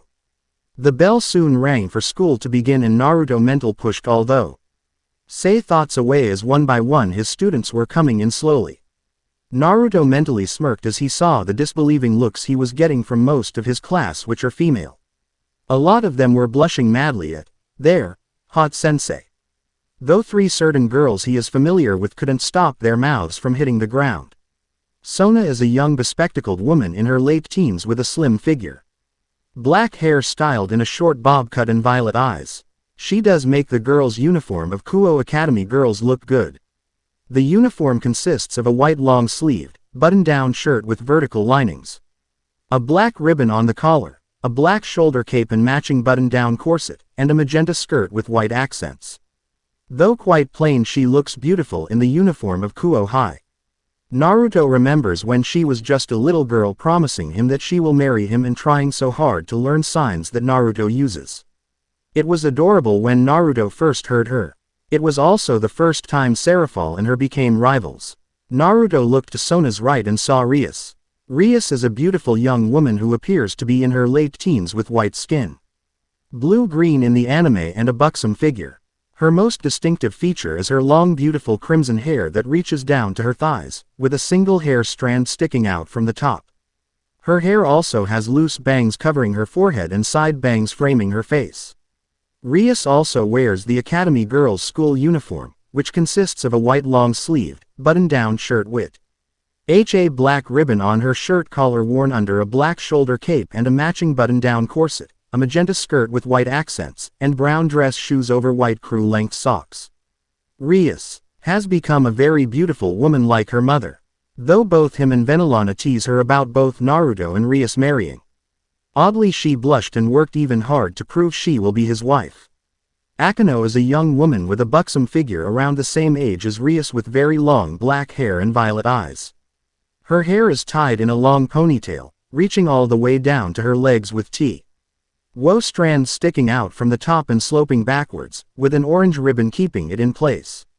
Like most of the girls at Kuo Academy, she wears the customary Kuo Academy Girls' School uniform, along with black knee-high socks, which Naruto approves to her outfit and brings out some of her beauty and not her sexual body. So she decided to follow his advice. He always saw Akano as a beautiful young woman whom just needed compassion and love to heal. The 3 have grown in a fine young women since he last saw them. A smile crossed Naruto's face as everyone slowly filtered in one by one. Naruto is just enjoying the 3 looks of disbelief on the girls' faces. He remembered them being so young and cute. In fact, he oddly sometimes feels like an older brother or family. Why member, though he never really stayed in one place too long. He did visit everyone he knew that is still alive when he can, though they promised to marry him, which he found adorable at the time. He oddly wonders if they were serious since he teased the 3 about it. They have grown though. I can see they are stronger than before too, Naruto thought with a smile. He never really took an student during his travels as he had to stay moving in order to avoid certain beings way back then. That are his damn fangirls. Q shiver. Please everyone be seated and we can beggy. N class, Naruto said softly, which caused the whole class to sprint into action following Naruto's command. Naruto smiled kindly, to which caused several girls to blush and 3 of those girls glared daggers at the other females present. I am Naruto Uzumaki, but you can call me Naruto or Uzumaki-sensei. And I would like to welcome you to home cooking class. I hope we all get along. In front of you is a basket full of ingredients meant for a soup we will make today. So when you're all ready, grab an apron and we will begin class, Naruto said in a semi-serious, that was stern yet soft voice. All the girls and few boys that were in the class nodded as they followed Naruto's instructions. Lunch time. I wonder how everyone is doing back at the elemental nations. Also, I sent Sasuke's sword back a bit ago, only because I broke it. It has served me well, I will admit that, Naruto thought as he ate some food from his bento he made early this morning. Though he was as soon as he got back to the nations he was going to get an earful from Sasuke about breaking his sword. While Naruto had the Void Sword, Eclipse, and Narsil, which were powerful blades. The Void sword belonged to his father and is very much an heirloom that Naruto will pass down the generations. Though Narsil and Eclipse will stay by his side. Eclipse is one of 2 gifts given to him by the Greeks whom had Poseidon, Erebus, Apollo, and Hephaestus had a hand in making the sword known as Eclipse, aka the Sword of Light and Darkness, which it was called by many who knew the blade. 4. G'd from celestial silver, this sword made any supernatural being bleed like they were. Second gift Naruto was given or allowed to have was the power and control over time and space, which he gained aft making Cronus human thanks to his Rinnegan, whom he killed swiftly without anyone seeing the ringed eye. Though Zeus and Athena were alarmed Naruto was able to do such a thing to Cronus. When the why asked him, he simply said, "Sorry, it's a family secret." Needless to say, Zeus wasn't happy and Athena never stopped bothering him about it, trying to uncover his secrets. Hades and Poseidon could have cared less, as they respected Naruto's privacy. Narsil was given to Naruto by a high elf woman whom he helped and saved many times nearly 925 years ago. He oddly wonders what happened to her, but he hasn't seen many elves anymore. They could have gone into hiding, but then again elves were wise in the ways of magic, as Naruto experienced firsthand. They were immortal until kill. Which mean they had eternal youth and not the true immortality like one would think. Narsil from Lords of the Rings. It's been nearly 5 hours since Naruto has started school for his first day. He knew Rias, Akeno, and Sona would try and get him before the day ends, as it's been more than a good 8 years since he last saw them.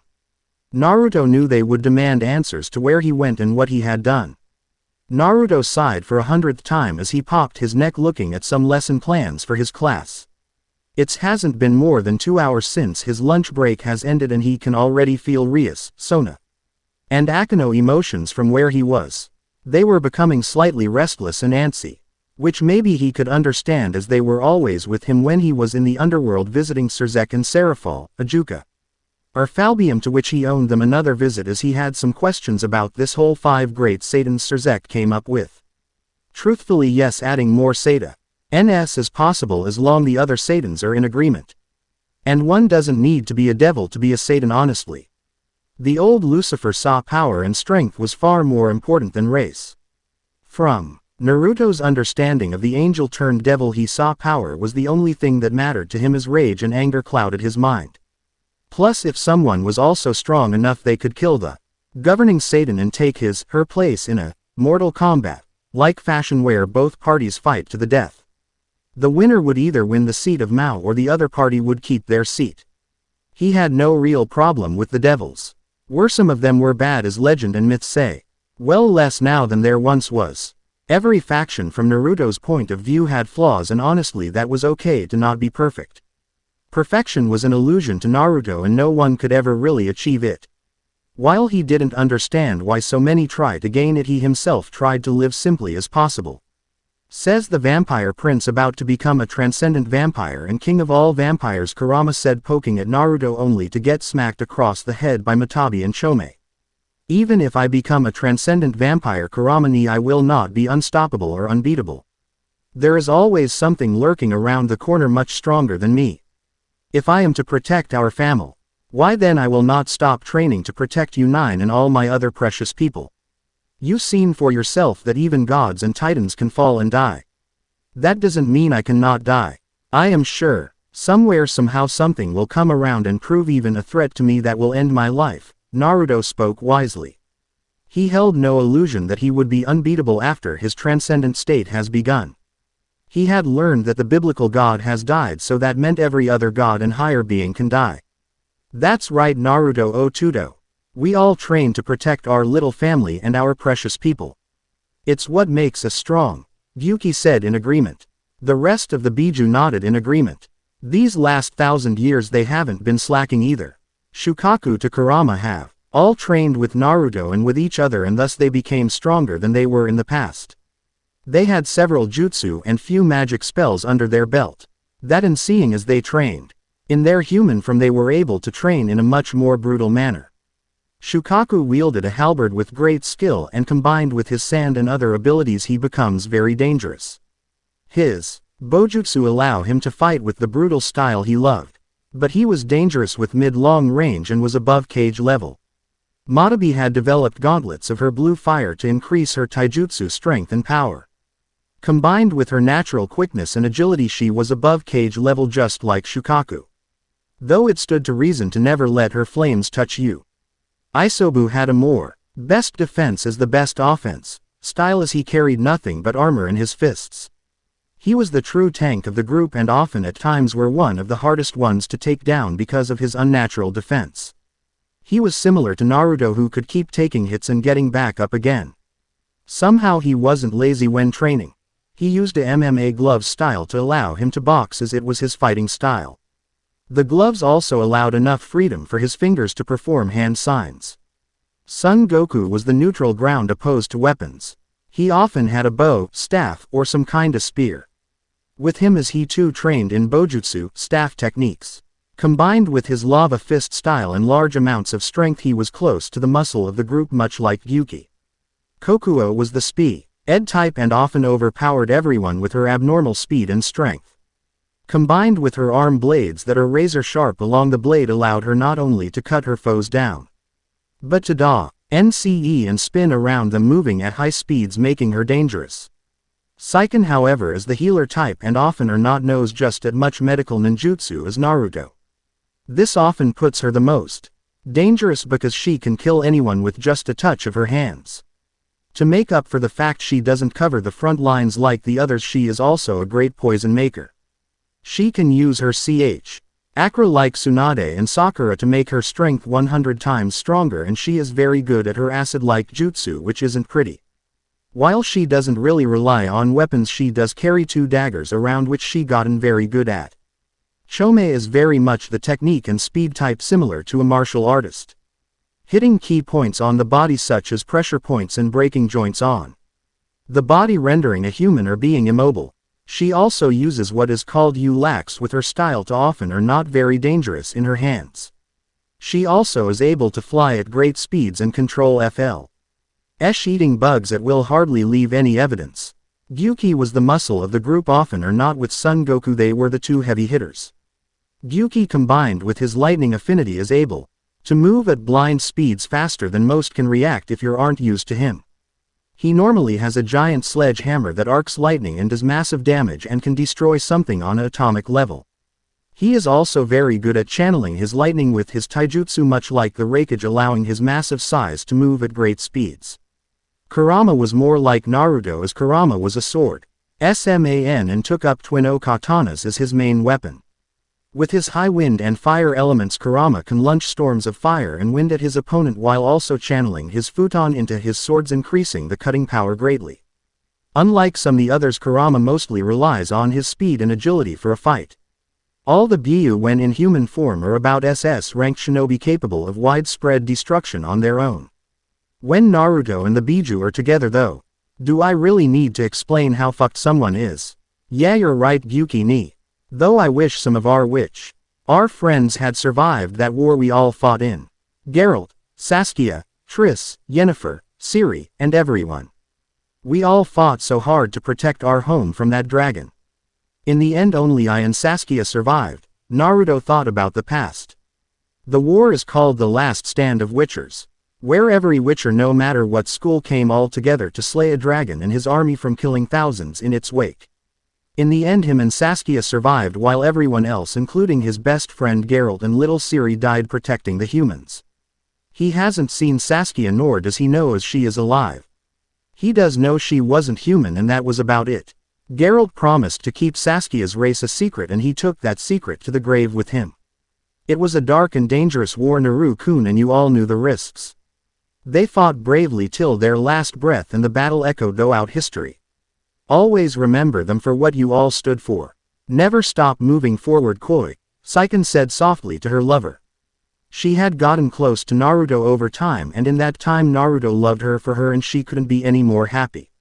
And while it was hard for their little bro, lover, to lose all those he held dear, he still endured and survived for all his loved ones that he lost.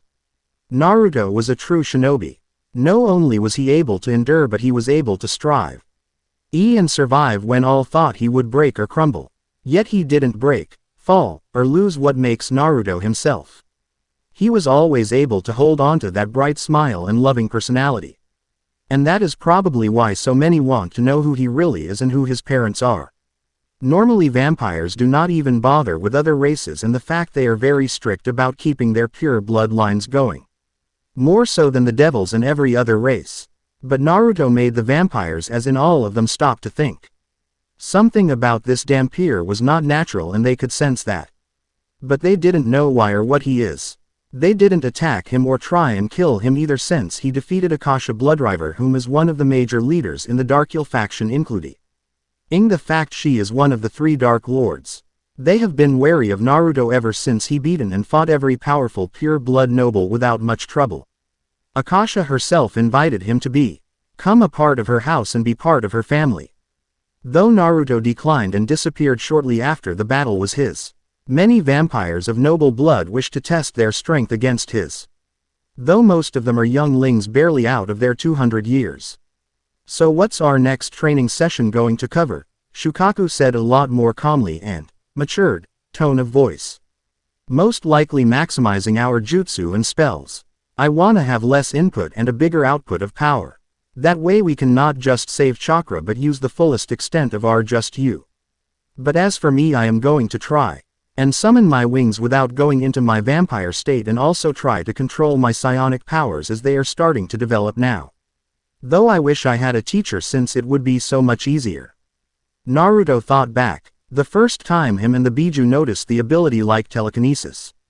Naruto's face got hit with a frying pan when he went to grab it.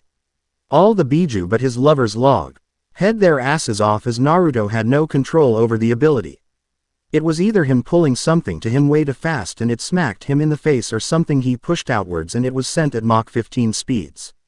Rough guess, around 11,418 miles per hour. At least that's what Google says. I am sure with time and practice you will master all your abilities, Koi. Just be patient and the Ime will come when you have control over your psionic abilities, Chome said in a supporting tone. Naruto smiled at his wife being supportive of him. Hey Koi, do you think we should start preparing? Gee, the bodies you made? Matabi asked as her sibling all paid attention. Over the centuries Naruto has studied every magical art including ninju. He was able to make a body thanks to his yin-yang release, Uzumaki blood, his own cells, medical chakra, and several other high-taxing techniques. Just 5 years ago Naruto had made the first Biju body thanks to many trials and effort. While he was nervous about the Biju getting harmed in some way, they had complete faith in his skills. The body was designed to have his immortality in mind and his Uzumaki healing factor. A lot of his Uzuma He cells and or DNA went into the body, thus allowing the Biju to be safely transferred into the newer body. When they are transferred safely and correctly, their bodies will automatically adapt to He's sudden growth in chakra levels and shift around to allow the Biju to sink in with the body, thus making them their own flesh and blood.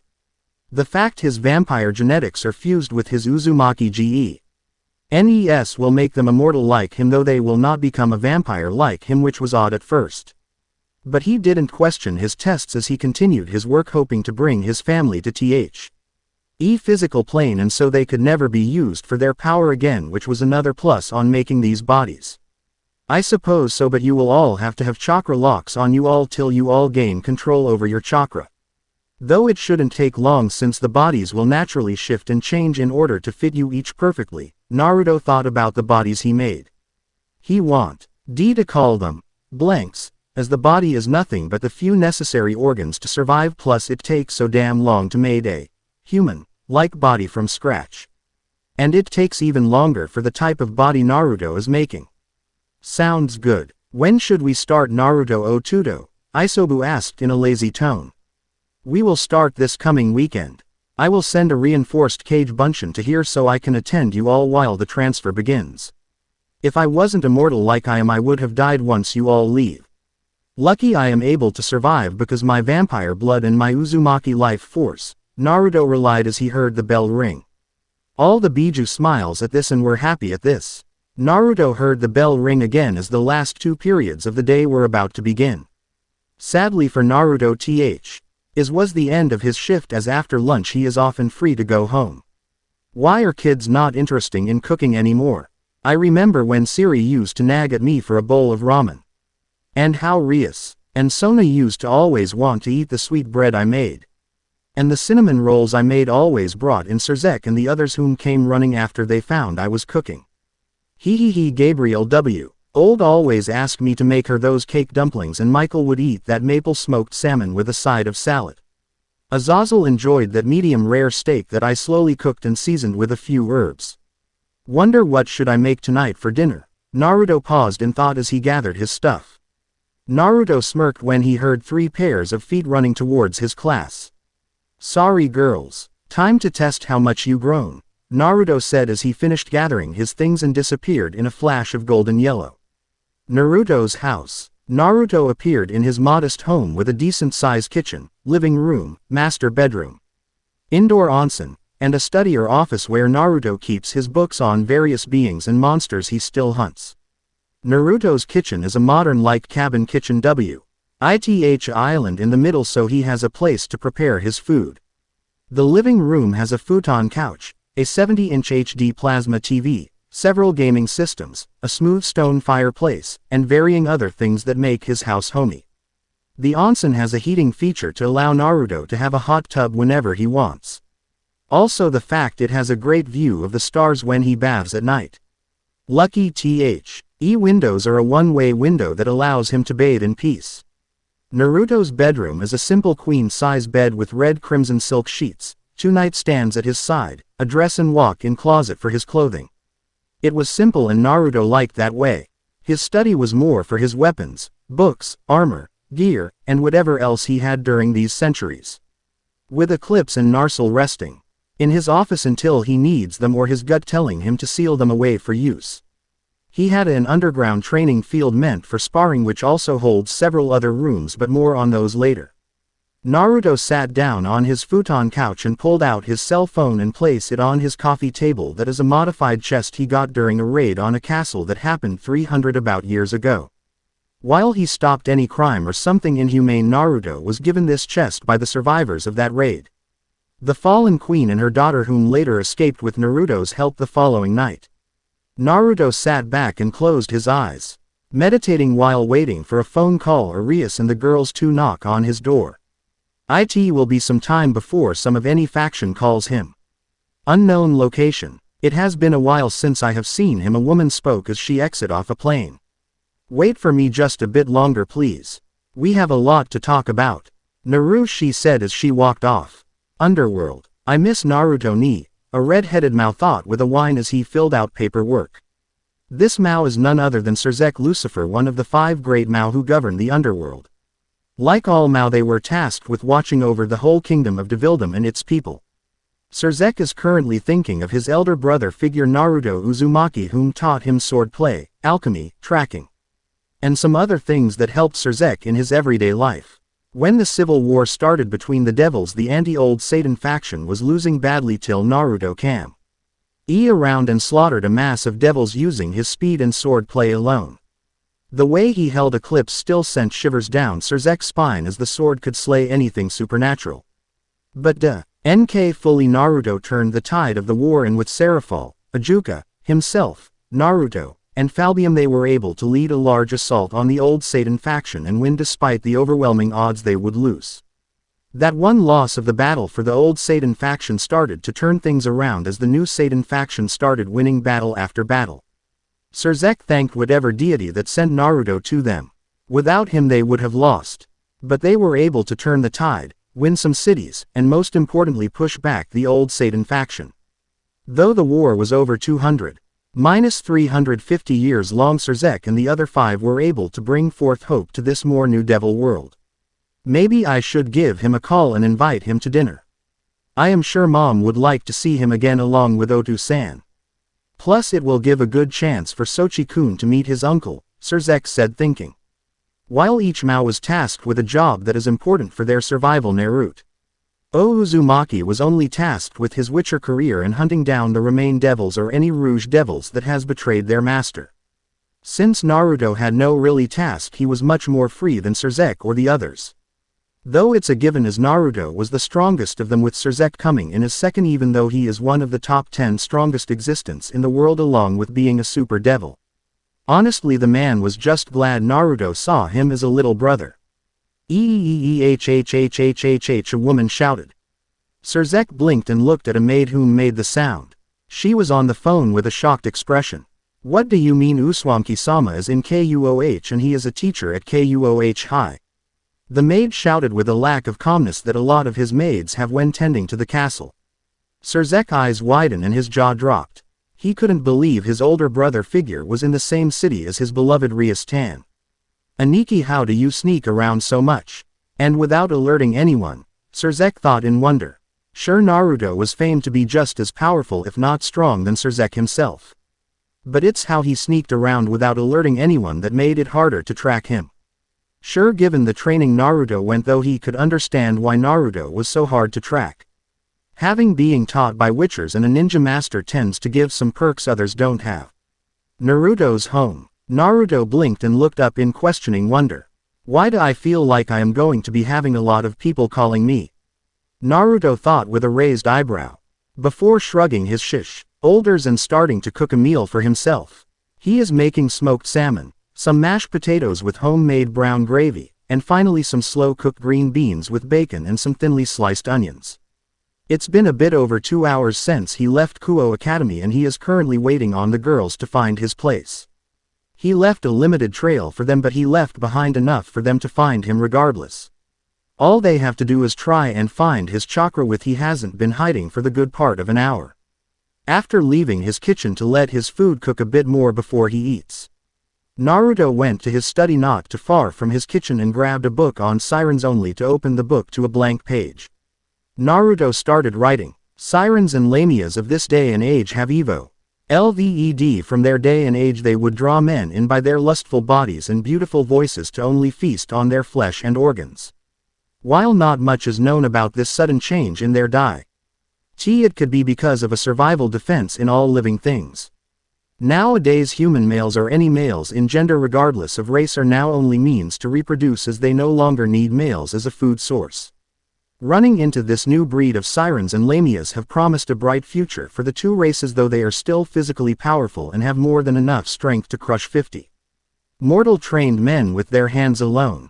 I have also noted that during my time meeting a certain siren female, she was able to sing a song that would not only kill her foe but also cause his cells and tissue in her body to break down until death has claimed them.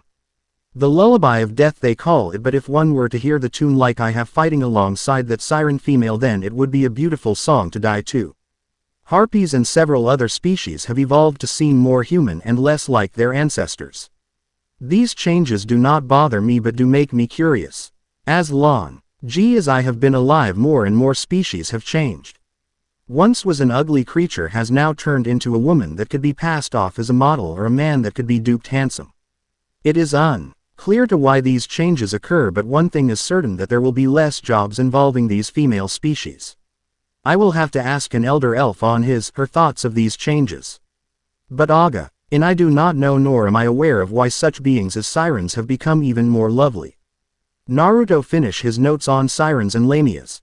They were two of an all-female race that needed other males from other species to produce offspring. And regardless of what the father is, the child shall be a female siren or female lamia like the mother. It was an interested subject, but at least lamia and sirens will becoming less and less of a problem. Get up. Naruto walked to his kitchen and got his food and started eating it all with slow haste, as he knows the girls will be coming soon. If not, then damn, he makes one good salmon. Naruto continued to eat until he finished his food. Summoning a Kage Bunshin to clean the kitchen and dishes, Naruto went to his study with his cell phone in hand.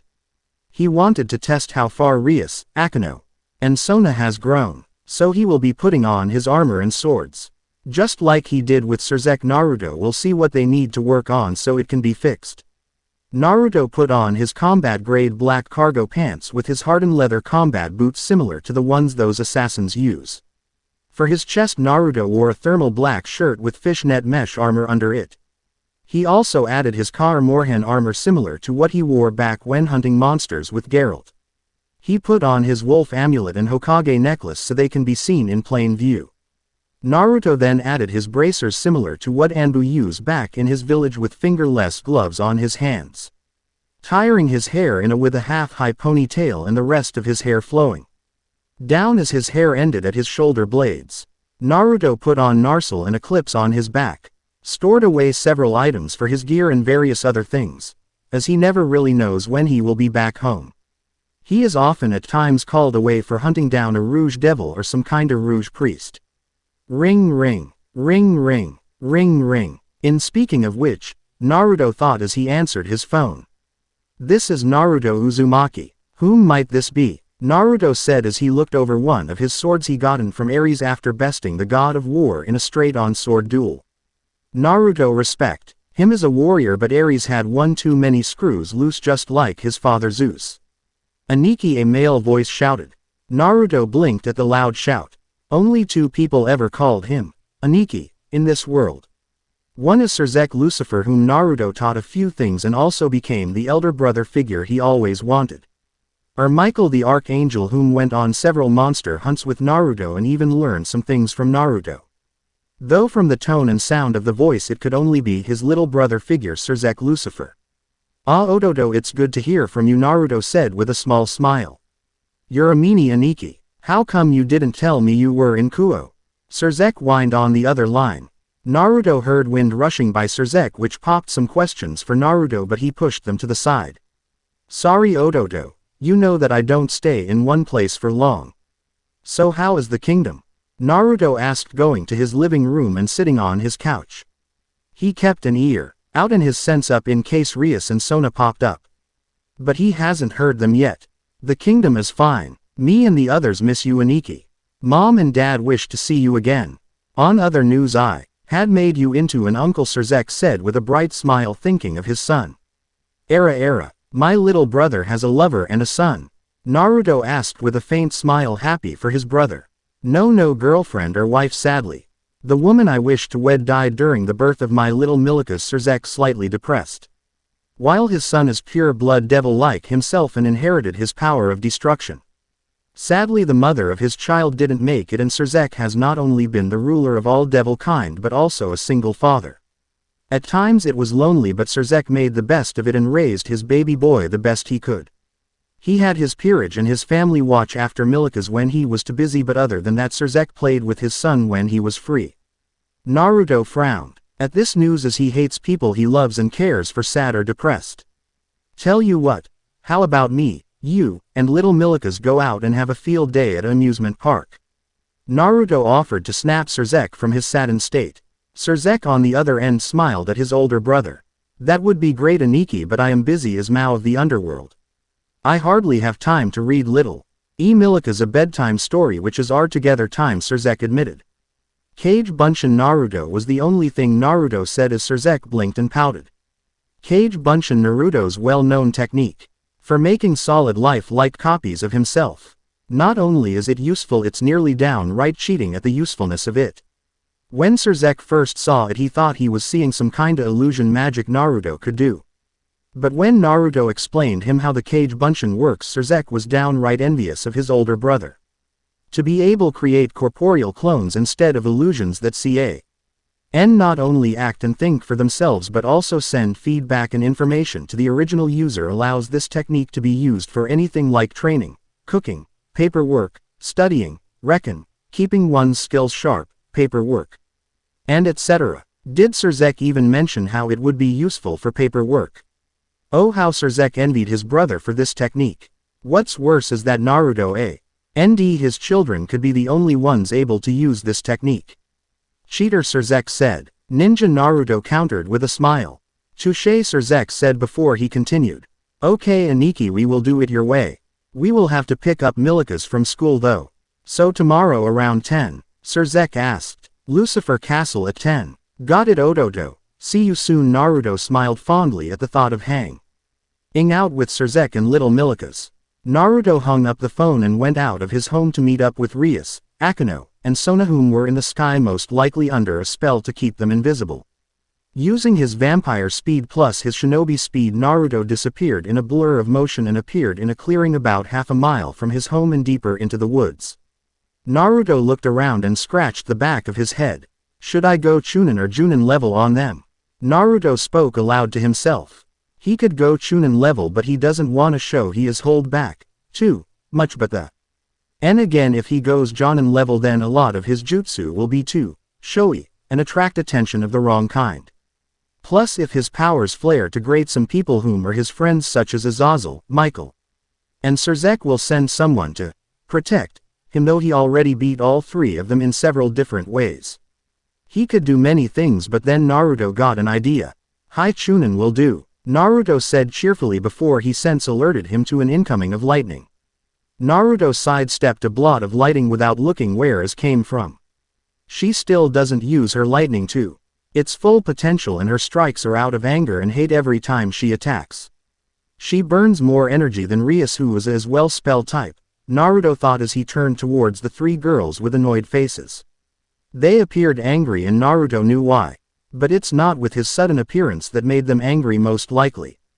Naruto crossed his arms and looked at the three girls he partially raised. Rias Mori, a spell-type user and has the same power as her older brother. Often a smart girl and kind to her servants, she would be dangerous on the battlefield when she become older. Akeno Himahima, a spell-type, strength-type, and speed-type, as she master all her queen abilities, though she had not perfected and honed them like Naruto has over the course of a millennia. She was most likely the most dangerous, seeing she is a turned hybrid of fallen angel and devil. Sona Citri was the same as Rias, as she is spell user and a great with strategies and plans, make her or brains than anything else, which is her biggest weakness. Out of all the battle types there are, they master such common ones. Even Serzek is a spell, speed, sword, strength, skill, and power type, though it's a given he is a Maou and mastered several arts. These girls have much to grow, just like when I met Serzek all those centuries ago, whom was only a spell and skill type. Though I'll not deny their progress, I was expecting more.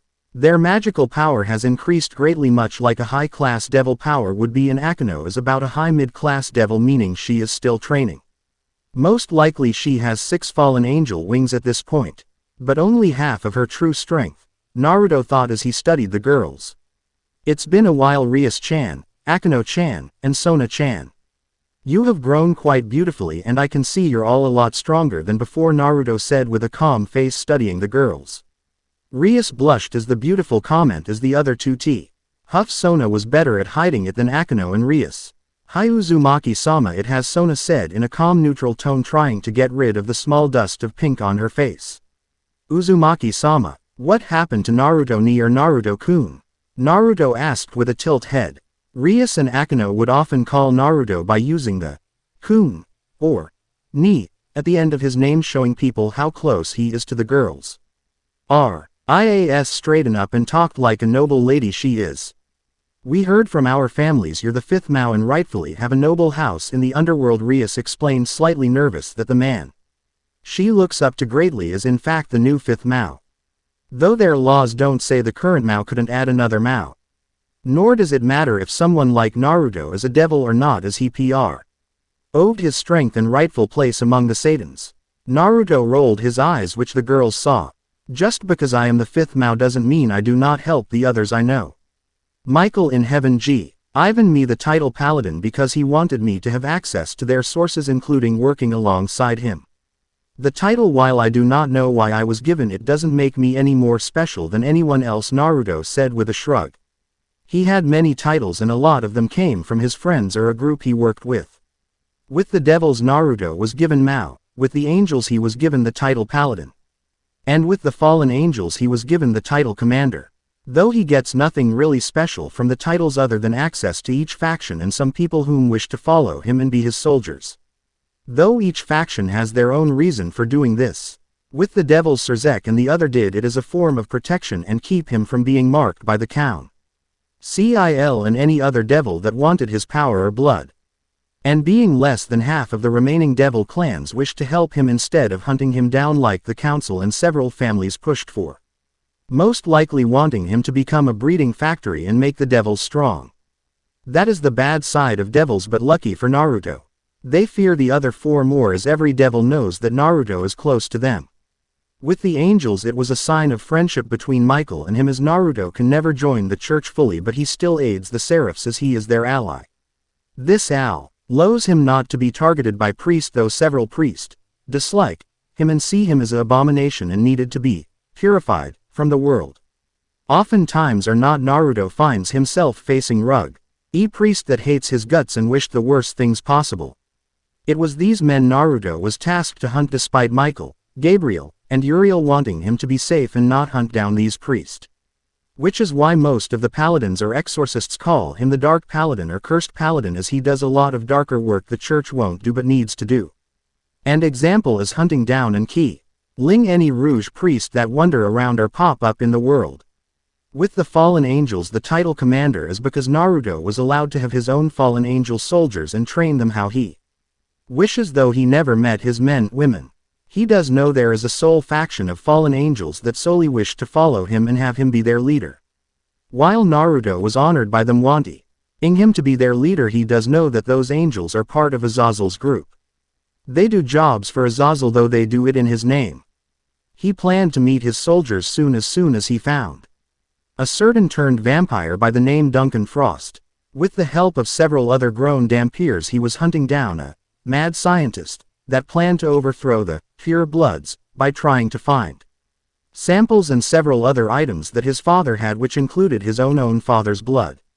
Too bad Naruto has every single thing his father left him, including the Chaos Claws, Void Sword, blood techniques, and several other relics of great importance that his father owned, including the vials of blood that belonged to his dad. Naruto wouldn't let people take his father's powers for their own greed or lust, as his own powers he gained could shake and shape the very landscape with one attack. He had a hard enough time keeping his vampire state from leaking out every time he was near a vampire woman such as Akasha Bloodriver or any of the vampire queens that remain. If he let it leak out, his secret wouldn't be a secret for long, as vampires of every type would flock to him like a moth to a flame. He had enough trouble dealing with the Queen of the Damned, Akasha Bloodriver, No Life Queen, Morgan, Carmilla, Celine, Sasha, and several other powerful female vampires he really doesn't want to deal with. If they found out he was Alucard Darkyul's son, it would open the gates of hell for Naruto and there would be no shutting it. Thankfully Naruto has Fuinjutsu to automatically keep his vampire blood hidden from those whom knew his father. He didn't need any attention from any of the vampire lords and ladies. If people found out about him being the sole heir to the throne his father left behind, it would cause a shift in power to go towards the vampires, devils, fallen, and angels. You're not surprised? Sona asked with narrow eyes. No one knew Naruto's status of him being fifth Maou outside of the devil faction, and even then it was only the higher classes whom knew. From what she figured, he wasn't told that, but his reaction doesn't match. Either he already knew or he expected this. I lived for 1017 years. Not much can catch me by surprise, Sona-chan. If it does, it will have to be something out of left field, add completely random. Naruto shrugged, playing it off that he has informants in every part of the world ranging from humans to supernatural. Sure, there is a lot of information and sometimes he isn't able to gain information, like how the other gods want him to become a god and part of their faction. But thankfully Isis was helpfully in that regard. Out of left field, how? Rias asked. I am pregnant by Naruto's baby, Akano said with a happy pleasant smile and her eyes closed. Naruto, Sona, and Rias looked at Akano, whom was blushing at the thought of having kids. She always wanted a family so she can bring back the Himahima clan back. Thinking of bearing Naruto's babies made her giddy. Rias looked ready to commit murder and hide her friend's body. Sona gave Naruto the best cold glare she could muster, hoping Naruto really didn't impregnate Akano before herself. Sona hasn't told her family nor her sister, but she has a huge crush on Naruto. It's the sole reason why she saved herself for him and beat anyone else who wished to marry her. Her body, heart, and soul belongs to him alone. While true there is a massive age difference, it matters not to her. She had a crush on him from a very young age. He taught them on matters such as magic and alchemy. That crush grew and developed into something more complex and defied all logic. She has fallen hopelessly in love with the Uzumaki of Kaur. Say she didn't realize these feelings till she was 16. Rias and Akano were in the same boat as her in this regards, but they both have different ways of expressing their feelings. Akano, we agreed to share Naruto-kun. And share him the night we wed, Sona said coldly, looking towards Akano. Rias nodded at this, not wanting Akano to win Naruto's heart first. They all agree when they were young if They were going to marry Naruto. They would need to share him on the first night after the wedding.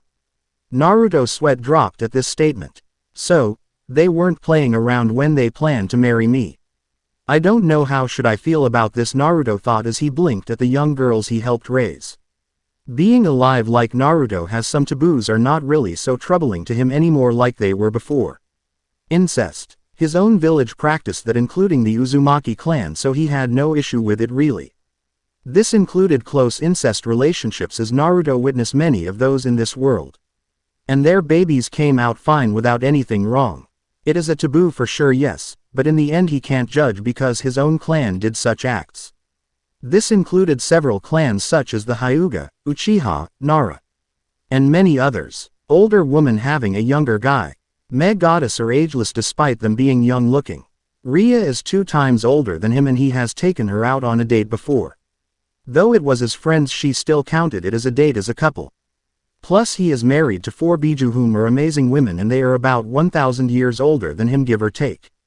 Plus he saw them as sisters before that grow into the love they have now. So he really can't say anything. At all. Older male with a young girl. That happens a lot, even who mons do it, so it isn't weird unless you're into lawless. Then that is another issue and can depend on a number of factors. Sometimes girls are just lowly sized despite being fully mature, and some girls are busty beauties despite being young. It solely depends on genetics really. Several things such as taboos do not bother Naruto much anymore. When he was young he would have to decline thinking it was wrong. But now it really does bother him. At certain points love is love and Naruto had no right to stop these girls from chasing who they liked. Though for him it was still a bit awkward for a number of reasons. It was awkward though since he helped raise them, and it's a bit weird, but he really couldn't stop them. Not if he wanted 2 angry mothers and 3 fathers after his hide for hurting their baby girls' feelings. That also includes Seraphal and Serzek themselves. Plus did he really have the heart to turn them down and break their hearts? No, he cool didn't without feeling like the biggest ass in all of creation for hurt 3 girls he greatly cares for. Face it kid, you're fucked. You will just have to marry them, Kurama chimed in before Ge. Tting whacked on the head by 4 other Biju. What did I do to make them feel like this? Naruto wondered in an innocent way. The male Biju face palmed while the 4 Biju women giggled at Naruto's innocence. Sometimes Naruto was still clueless about the signs of a woman falling for him. Naruto sighed and took out Eclipse as the silver blade forged from celestial silver hummed softly.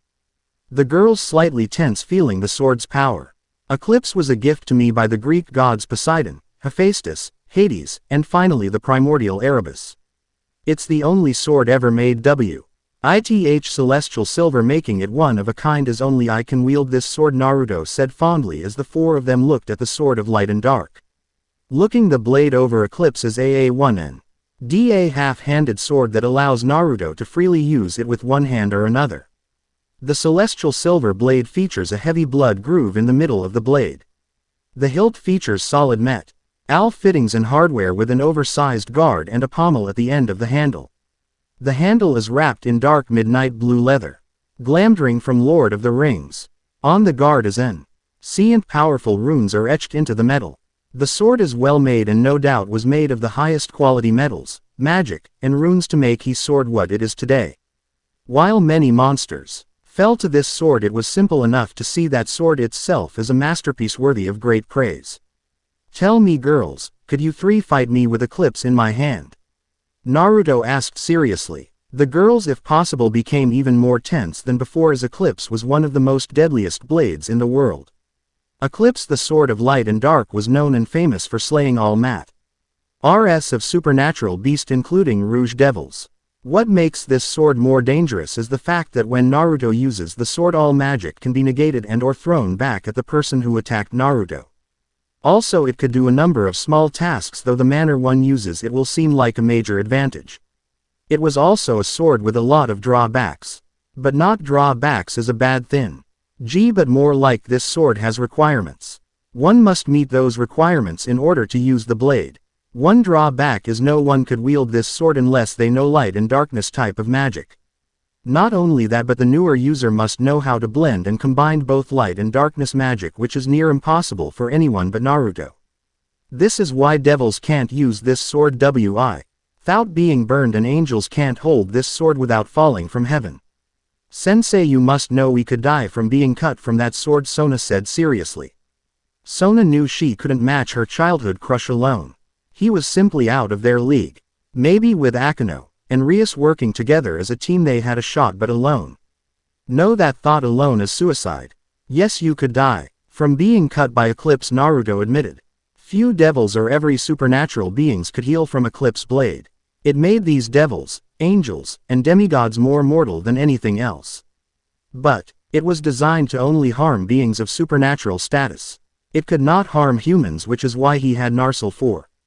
But I asked if you could, Naruto said more calmly, placing Eclipse back in its sheath. Mostly likely not. Doubt it. We would not be ready, all three admitted. No wanted to face the sword that slayed so many.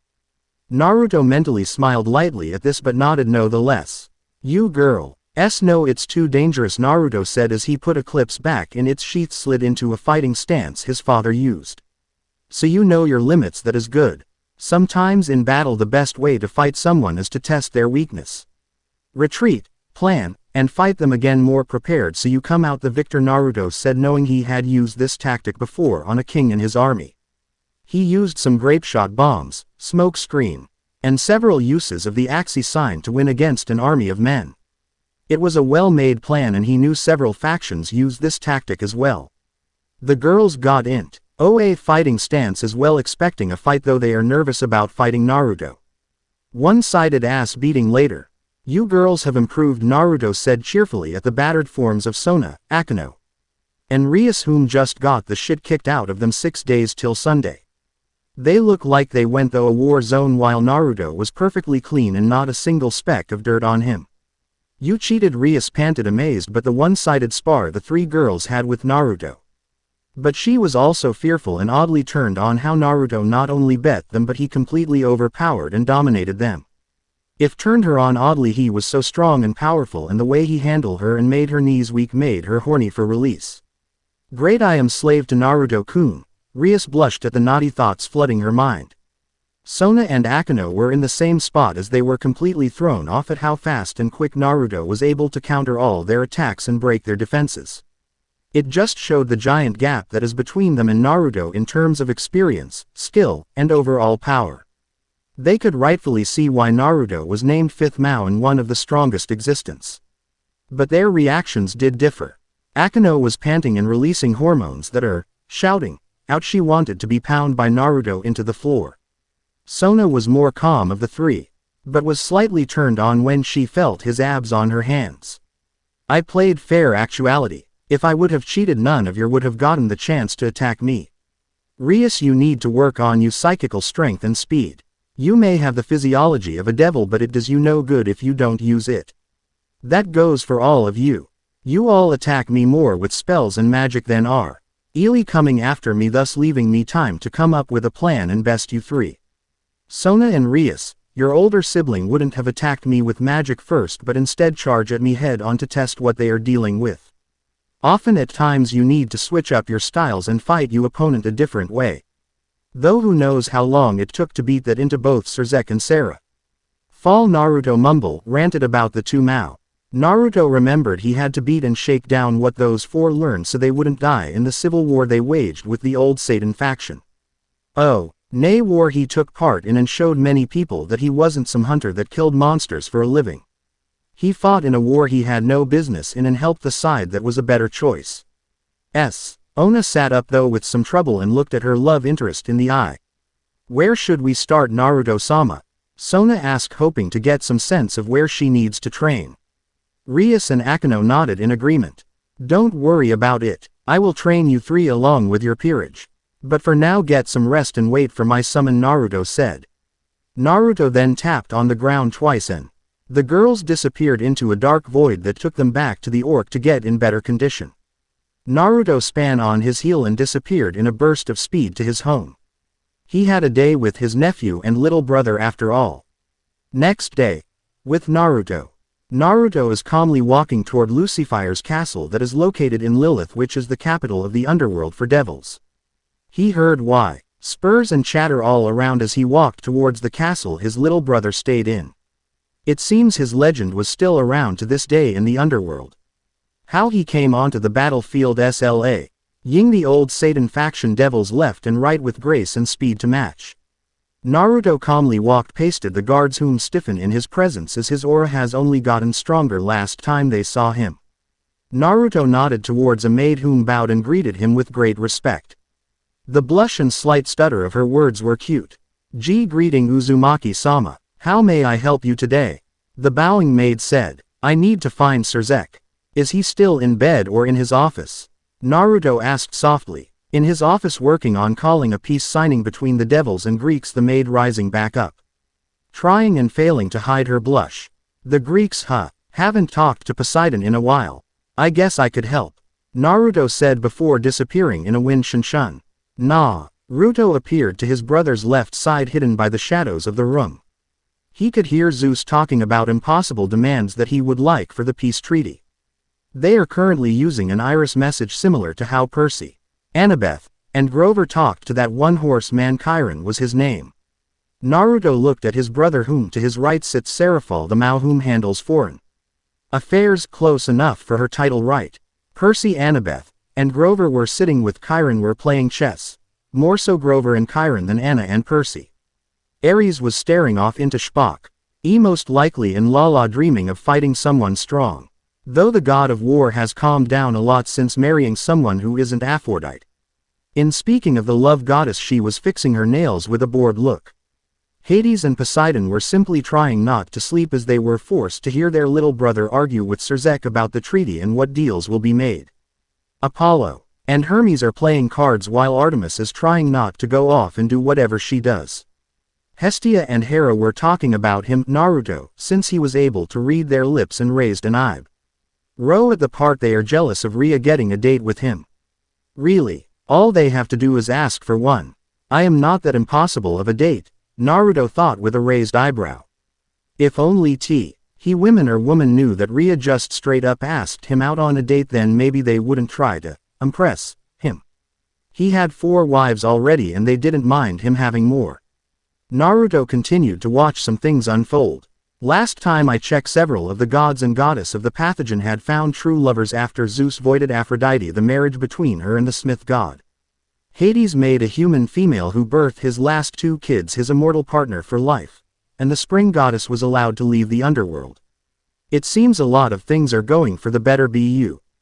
Zeus needs Hera by his side or he will fade as she is stronger than him now. Naruto tapped his chin in thought. Naruto turned to Surzek, calmly declining Zeus's offers that the god likes in favor of offering one that would suit both factions. The arguing went for about 10 more minutes before Naruto got annoyed enough that would cause cold deadly shivers to travel down Seraphal and Surzek's spine. Naruto's eye twitched. Soon warm, loving, kind, and gentle amethyst crystal eyes that lack a pupil turned. Now Naruto's eye color is dark crimson blood red with black cat-like slits for pupils. His whisker marks slight widen and darken, his nailed slight grown into claws, and his hair became a paler gold color. Everyone including Zeus stopped moving and breathing as soon as they felt an dark hungry aura enter their senses. Poseidon and Hades woke up faster than their wives, chasing them with a frying pan. Percy's heart started pumping like he ran a marathon. Annabeth felt her skin get cold and her breath become visible. Chiron felt on edge and completely weak without any weapons. Athena felt like she has been in a war and she is losing as an ever-ending army is coming her way. Hera felt naked and exposed, completely at the mercy of this person's aura. Apollo and Hermes held each other like some horror monster came to devour them. Surzek knew this aura by heart as it only belonged to one person. Hello Zeus, Surzek, Seraphal, Hera, Poseidon, Hades, and everyone, a demonic cold voice sounded. They all turned to see their brother, crushed friend, ally, rival, and mentor Naruto Uzumaki. The strongest Vampire. They also saw his dark crimson blood red eyes. They all gulped in slight fear since Naruto hardly lets his vampire side out. Not even slip of its owns out unless he was about to massacre someone. The last time Surzek ever saw a glimpse of this side was when Naruto was teaching him about the Witcher signs. Needless to say, Surzek rather do paperwork than face a angry Naruto. I hope I am not intruding in anything important. I just wished to see how the affairs of my little brother's work is going. And here I am listening to a chill fight while someone twice as young as him acts like an adult, Naruto said, glaring at Zeus, causing the king of the gods to shrink in fear. Zeus had tried to put Naruto in his place, but all he met was a hungry, bloodthirsty vampire whom hasn't fed on blood in a long time. Zeus can clearly still feel the bruises and cuts Naruto left on his body that day. While Zeus thought originally he LD knocked down Naruto from going out on a date with his mother Rhea and seeing Hestia and Hera. He was disappointed and surprised when the vampire not only counter every attack he had, but also damaged him with lightning. It made him the laughing stock of Olympias. So, what shall I ever do? Naruto said in a dark tone of voice, his crimson red orbs glowing. His features died down, returning to normal. Warm, loving amethyst eyes and golden skin kiss hair. Naruto grinned as he saw the disbelieving looks of those in the meeting room. The smirk only grew as everyone paled at the fact the one they feared, respected, admired, and cared for had unleashed a bit of his power. Well, what about the meeting? I thought you all wanted to be buddies and help each other out. Naruto said, his fanged grin showing. Poseidon, Hades, and some other male gods try and make themselves small as possible. While they are friends with the vampire, it wasn't always that way. When Naruto met the Greek goddess, he beat the shit out of all their demigoddess for being too arrogant. They remember the time he beat the shit out of them for something they did. While they were on good terms with Naruto, he did not approve of many things they did, including what they did in the past, as Naruto pointed out he extremely dislikes about them. Poseidon and Hades were he first to experience this, as Naruto had not only pointed out their flaws but he did help with their current improvements. And while most if not all the Greek gods tried to change, they knew damage they did is done, and now they are forced to live with their mistakes. This went for every faction whom knew Naruto. Only a few had the right to say they aren't guilty of something. The devils, angels, and fallen angels are part of this improvement process as well. Zeus, on the other hand, was delusional and didn't care, but he was smart enough not to anger Naruto, which kept him alive. If Naruto was going eat or devour anyone, it would be Zeus on his list to consume. Though Naruto would gain all of Zeus's powers and etc. like always, Naruto would need to weaken, take away his powers, and then eat him to be completely sure that the man never reforms like his father. Naruto, however, is also the one whom taught Percy how to use a sword and magic. He taught Annabeth how to use combination weapons. And he taught Grover how to use nature magic and use certain spells. The fact he went toe-to-toe with the former Titan King in one shows how strong Naruto is. Naruto's skills and power is the total worth of hundreds, if not at least 1,000 years worth of training. Aniki, this is a surprise, Surzek said, smiling at his brother. Surzek didn't expect to say Naruto for another hour since the man was stuck in a meeting. Naruto smiled at his apprentice little brother, glad to see him in a good bill of health. Ototo, how are you doing? Training hard, I hope, Naruto said as the two grown men given each other a loving family hug. Hi, when I can. Still working on my own swordplay and developing some more spells, but other than that I am well, Surzek smirked as they broke the hug. Naru-chan, Serafal yelled, trying to tackle Naruto, whom simply sidestepped the childish Maou. Naruto smiled, amused by her effort to catch him off guard. Nice try, Serafal-chan, but you will have to do better than that, my cute little student. Naruto mimicked his sensei Kakashi. Serafal stuck her tongue out at him though she went back to her seat. She secretly eyed Naruto, as she too was one of few that truly loved Naruto instead of lusting after him. Serafal fell for Naruto after the war, but that is a story for another time. Ahem, Poseidon didn't wanna break up the reunion of the students and mentor. But seeing Naruto again breaks a smile to the sea god's face. Yo Poseidon, been a while, how are the wife and kids? Naruto smirked at the sea god, whom smiled in kind. Very well, Naruto, I have to thank you for training Percy. Without you I was afraid we would have lost to Kronos, Poseidon said, making Artemis and Athena shift uncomfortable at the mention of the old deceased Titan. They were also uncomfortable at the fact the very man they tried so hard to curse or hate was the very man whom saved them from death. Arte, Ms. more so than Athena as the goddess of hunt, was sorely reminded how her hunters, or is it huntress since they're all female, and herself lost to the Vampire. Not only that, Naruto saved her from the giants and sent them on a one-way trip never to return. Athena lost a chess match against Naruto and has not outsmarted him, beat him, or outwitted him. And she hates losing. Ares smirked at he only male he highly respected as Naruto understood his violent nature and thrill for a strong battle. Naruto has been Ares' rival since the god of war, improvement. Hi Sensei, Percy said with a wave whom Annabeth waved too. Naruto smirked with an evil glint to his eye which made the two shiver, remembering that glint. Good to see you two finally together. Looks like I won another bet, Athena, Naruto said with a smirk. Several gods, devils, goddess looked towards the goddess of wisdom whom only huffed with a pink stain to her cheeks. Damning the fact Naruto has better luck than a damn devil. Which in this moment is ironic. Well, I love to stay and chat but me and Cerzek have plans. Hera, you have my full permission to override Zeus in this matter as you know he only has so much power now.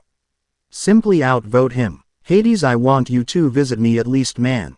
I will make your favorite, Naruto said with a small smile. Hera's eyes widened as she forgotten that little fact.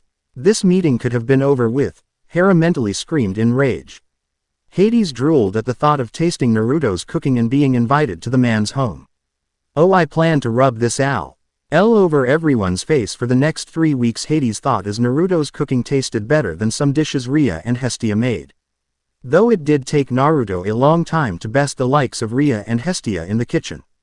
Gladly, my friend. See you soon, Hades said with a happy smile which made several gods, goddess, devils do a double take. Seeing such a happy smile on the god of the underworld face is really rare. Hades normally has a blank face or a scowl. Hardly do the Greeks see a happy smile coming from Hades. Well, they hardly visit the underworld as it is. Some time later, Naruto chuckled as Cerzek shakes his head. Aniki, I know you knew the Greeks, but did you have to promise cooking for Hades and Rhea? I know you're close to some Greeks, Cerzek said, remembering this man had seen the world several times over and helped many people including the biblical faction whom Michael is their leader. You know I like Hades more along with Hestia, Rhea, and Poseidon. They aren't bad once you get to know them, Naruto said with a shrug, walking down a road with his little brother figure. Ah yes, I remember when you first heard about the peerage system, Cerzek sighed. With a nervous chuckle, remembering how his older brother figure acted. Naruto doesn't dislike or like the peerage system. Well, that would be somewhat of a lie. Naruto at first didn't like the idea of servants, so to speak. But as time passed, Naruto understood the system better. After Ajuka explained how the peerage system worked, Naruto accepted the peerage system a bit better. The thought of having servants was an interesting view. Naruto knew some devils were crueler. And some devils like Cerzek, Ajuka, Rias, Sona, and few others treated their servants like family or close friends. It solely depends on the family really, or what's left of the 72 pillars. I still find it odd why a little bird told me about the whole fifth Mao thing, Naruto said while looking at his brother at the corner of his eye. Cerzek flinched, remembering what had transpired to make Naruto a fifth Mao. Though Naruto is neutral to every faction if a battle breaks out, he will remains their ally. But he wants no part in any of their politics or battles with other factions. He was a Witcher, and Witchers aren't really supposed to be involved with political figures' drama. Simply do the job, get paid, and carry on as was the thing they were taught. Sorry ni sama, Cerzek said. Well, no matter. I am sure you had very good reasons. After all, the council held most he power in the beginning, or your term as the new Lucifer, Naruto said with a shrug. He trusted his little brother's judgment. Cerzek sighed in relief, afraid he would have to spar with Naruto again as punishment. While powerful, Cerzek was not the big bad-ass older sibling. Naruto filled out that role and did so with style. Thanks Aniki, Cerzek smiled, glad Naruto is forgiving. But I will still punish you, Naruto said with a quick retort, making the super devil next to him cry anime tears. Wa ni-sama is mean to me, Surzek whined childishly. Naruto rolled his eyes and threw his arm over Surzek's shoulder. Relax. I don't care for being the fifth Maou. I understand the reason why too, even though I disagree with what happened. So let's have a break from the politics and have fun. This is little Milika's school. Naruto looked at a fancy school in the underworld. Most heirs like Milikas are home-schooled. But Surzek wanted his son to make friends with the devils not born within the 72 pillars. Surzek wanted all devils to be close, be it they are pure-blooded or not. Besides, with his head made Graphia gone for shopping as it's her one day off. Sirs. CH took advantage of this fact and was planning to skip work. In all honesty, Surzek just wanted to be free of blasted paperwork. That part of his job is more of a devil than he is. Hi. T.S. is a school I had built to allow newer younger devils understand their powers and have them fit better into this world. The grading systems works on how performs and what you're best with. So if you're good at farming, you will be charged with growing crops and such. Fairly simple, if I might add, Surzek said, thinking of the system he made for the schools within the underworld. Everyone had a part in devildom. Surzek made sure to bring out the full potential of each devil without really direct involvement. Very nice, little brother. Come, my nephew awaits, Naruto said with a wide happy smile. Surzek chuckled as the two legends of the Devil Kingdom walked into the school, leaving on looking in awe at the two strongest warriors from the Civil Devil War. Lot of younglings, Naruto mumbled. Sorry Aniki, but we're both legends in the younger eyes. You with your vampire heritage and me with my devil's blood.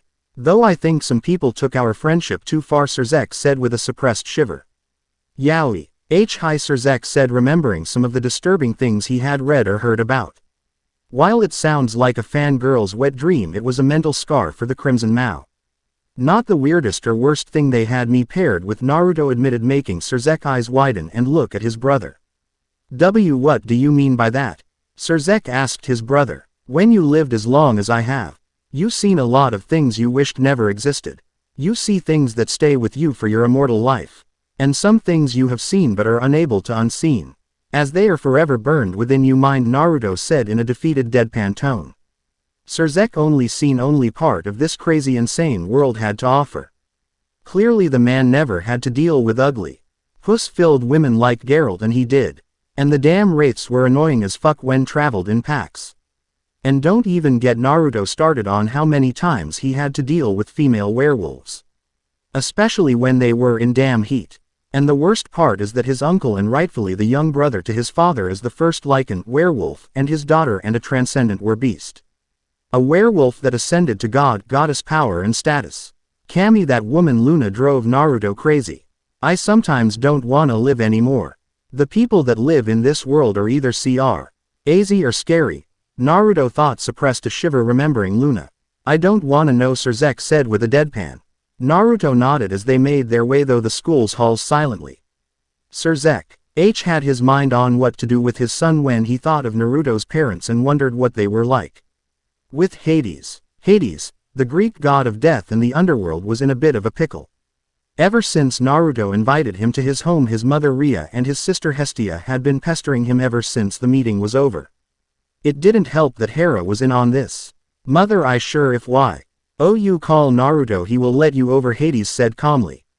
Hades knew about the date between his mother and Naruto, and secretly he helped keep other goddess from interfering with their date. He wanted to see his mother happy and joyful as any loving son would. Poseidon supported the idea of Naruto seeing his mother. Hell, both brothers already had stepfather jokes ready and waiting. But the Shintos wouldn't let us enter their territory, Ria pouted almost too cutely as tears formed at the corner of her eyes. Hades opened his mouth then shut it closed. Sure, he could call the Shinigami for a favor and let them pass. But since Naruto is in the Shinto territory, he is hard to reach. The only members of other factions allowed to enter the Shinto grounds are the ones whom have alliances with the Shintos themselves. The Greeks not being one of their allies, as a whole in the least.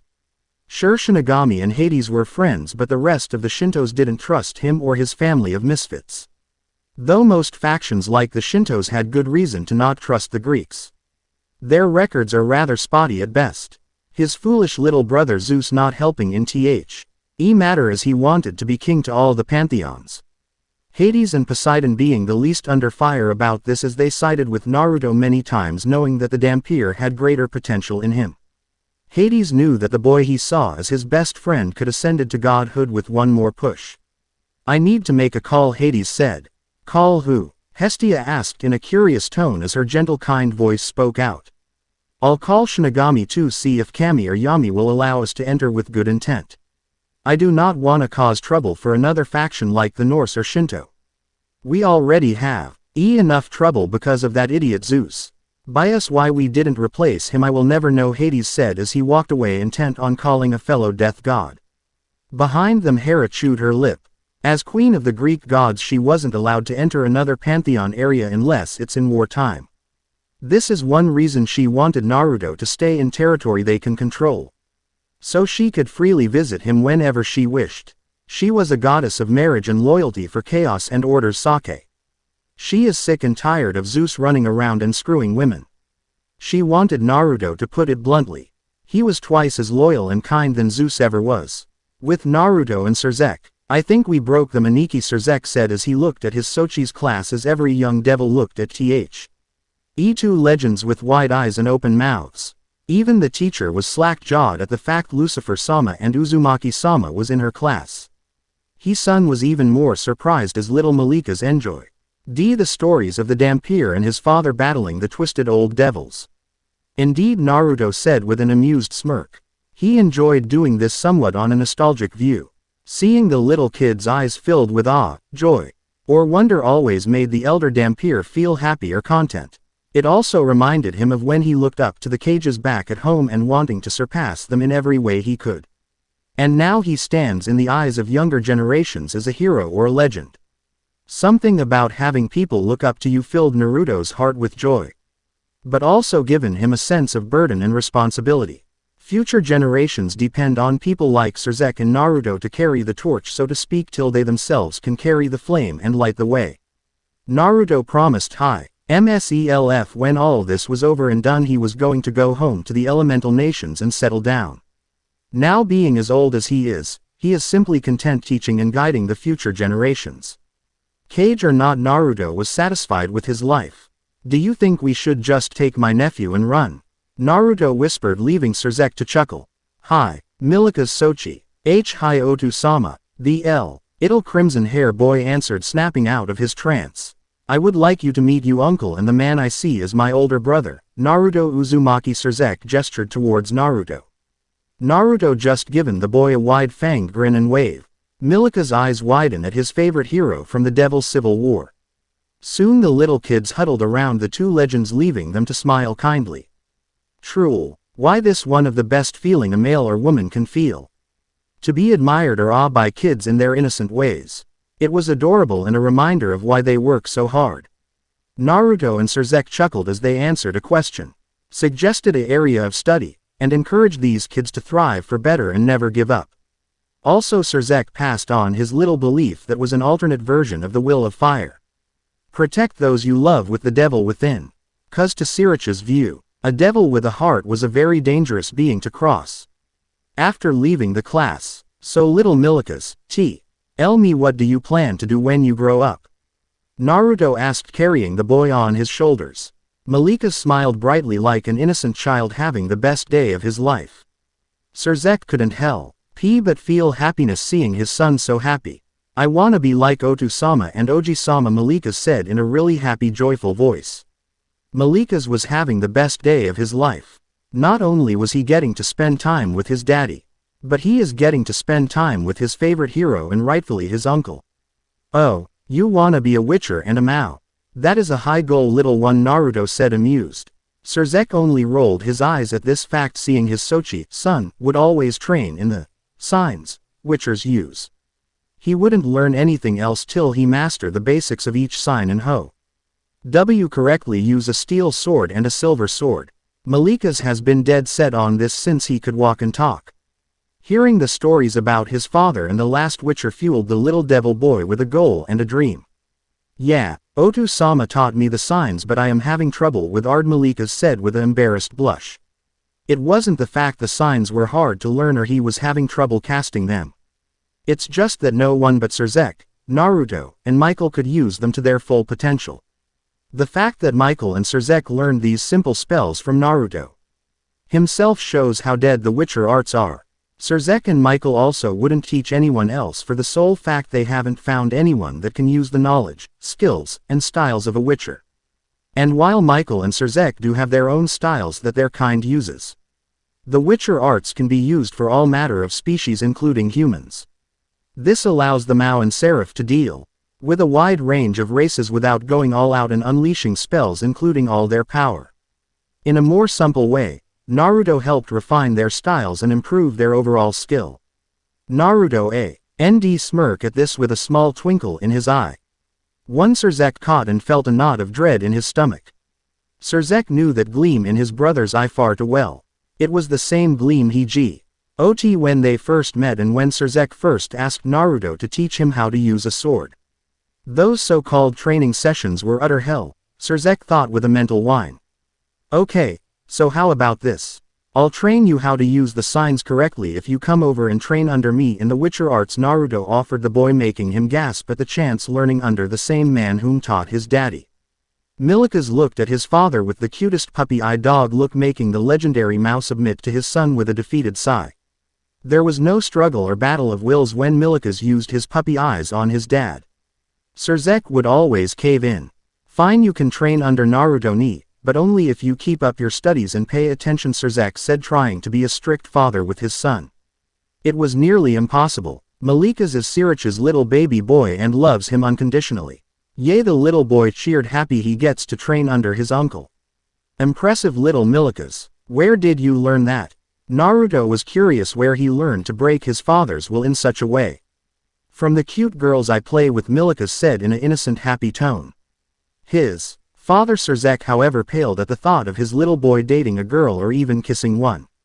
He was about to go into his overprotective dad mode but stopped when his brother spoke. All right, now you two, let's go have some fun. Okay, Naruto said as the three enjoyed their day together, laughing, eating, and talking. Milikas was taken home early by his father to let the boy pack his clothes and or anything he deems important. Naruto's home. Naruto yawned as he was relaxing on his couch waiting for Hades or little Milikas to come over. He had just prepared a room next to his for Milikas to sleep, study, and practice his magic in. With the training room fixed below the house, all he needed to do was get Milikas into shape by training his body, mind, and soul. Which for someone as young as Milikas should be a long and challenging trial. At least from what he learned, the boy had his mother's brains and his father's power. Wearing simple black jeans and a black thermal shirt, Naruto is watching TV while the food for dinner cooled off. Naruto heard someone walking to his door at a slow pace. Getting up, Naruto opened the door before the person could knock. Naruto raised an eyebrow at the fact Hades was not alone. Instead, he had Ria and Hestia with him as well. Well, this is a surprise. Ria and Hestia, lovely as ever. But why the sudden visit? Naruto asked with his arms crossed. Naruto felt a build-up of demonic magical energy in his house behind him. Glancing back, he saw the little crimson redhead by known as Milikas.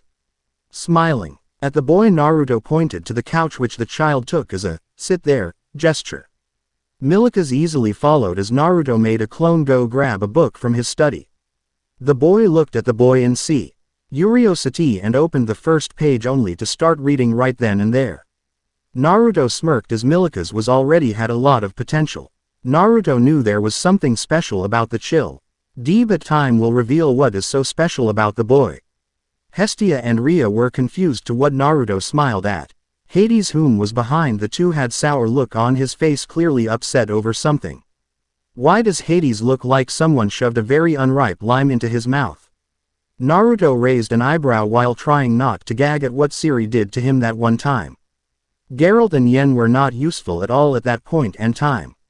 Nothing, Naru-kun, may we come in? Ria, the beautiful female titan, blushed seeing Naruto again. Hestia beamed at finally able to meet Naruto after so long. Naruto blinked and nodded as the two Greek deities and titan came into his home. Hestia blinked at the young boy with crimson hair reading one of Naruto's books. Now, it wasn't uncommon for Naruto to help kids. But what strikes her is the devil's aura she felt from the boy. She looked at Naruto, whom seems to be watching the boy by glances, with a small smirk on his face. Next day. Sunday. Let it come to you, Milikas-kun. Don't force the energy or try to control it. Control comes later. For now we are trying to summon your magic. Let it flow though you like a river and guide it through. Go. Your body, Naruto coached as he watched his nephew sitting in his Zen garden in the back of his home. Milikas was trying to unlock all his magical energy by tapping into his soul, which to some, a devil having a soul seems impossible. But in Naruto's long life experience, everything including devils and angels had souls. Due to his limited connection to the pure world, Naruto could sense life force and souls of other living things. That whole folklore about vampires, demons, and devils not having souls is complete bullshit. But again, each reality had its own set of rules and laws. But it was quite amusing seeing those church members freak out about a devil having a soul. He loved messing with the church. Though Michael, Gabriel, and Uriel normally ruined his fun. Though thankfully chakra isn't like magical power. Yes, it can go dangerously low, but it won't kill you like using all your chakra. At the worst you will slip into a coma and wake up till your reserves are filled back up. If you ran out of chakra, however, that was it. Even for Naruto there is no coming back, no second chances, no passing out, no simple coma. You used up all you chakra, you will die. Kinda made Naruto glad little Milikas doesn't have a chakra system like he does. Though Naruto could very well give anyone a chakra system and start them off with a genin level supply of chakra. The rest would be up to them. Milikas was sweating as he only wore cargo shorts Naruto had given him to wear for this training. The body was already soaked in his own sweat and water as he panted. "Hi, Mentor," Milikas said with all seriousness a 10-year-old boy could muster up. Naruto lightly smiled, seeing Milikas having some trouble. It kinda reminded him of when tried to unlock his own chakra. But when Naruto did finally unlocked his chakra, he caused the area around him to explode at the sudden release and the continuing release of chakra. It was one thing. No one could have bested him on at such a young age. Of course, with his Uzumaki blood he had at least low cage level reserves at the time, and it only grew as he got older. Hell, his chakra reserves are still growing to this day. And to be honest, Naruto didn't know why they are still growing. Alright, Milikas-kun. That is enough meditation for one day. We will focus now on conditioning your body. Run as many laps as you can. Then flying until you get tried. I want to build your stamina for the more complex tasks that come later, Naruto said. Milikas opened his eyes and breathed a sigh of relief. He wasn't used to sitting in one place for so long. He was still a kid and loved to play and run around and having adventures around the castle. It just goes to show that training with Naruto is grueling. Naruto went to the kitchen make some lemonade and sandwiches for him and Milikas before they go into any of the serious stuff. Magic, alchemy, runes, and swordplay can come later. But first Naruto must drill in certain things for Milikas to grow and learn. One thing he was going to teach Milikas was the art of deception, along with knowing what is the difference between a ghoul and algol. Knowing what type of being it is an important part of a witcher's job. A cursed one is much more different than a turned one, or a natural one. It's kinda like you're trying to compare two plants that look the same. One plant could benefit you and the other could kill you. A good example is to follow is the common mushroom. Mushrooms are incredibly vast in their classifications and variations, and as such, should be paid special attention to. If you are looking at potentially eating mushrooms in a wilderness scenario without extensive identification experience, then you are waging a risk that cannot possibly be countered. For all the varieties of mushrooms, there are just as many horror stories associated with basic misclassifications leading to death or bad sickness. The all-encompassing little brown mushroom probably accounts for more issues to a mushroom seeker than any other mushroom class. Unfortunately, with a vast majority of the little brown mushroom varieties, there are several which are deadly or dangerous amongst an ocean of safe ones. They are very difficult to identify, especially in the field. It's a hard thing to ask a mushroom lover to do. But in the field, it's better to avoid these mushrooms when selecting what to consume, as it is just too risky to eat something you cannot be sure of. These and many other edible plants and mushrooms are mimicked by poisonous plants. It cannot be said enough that food in a survival situation is a secondary concern, and that avoidance of danger is a primary one. Do not eat plants which cannot be identified with complete accuracy at all times.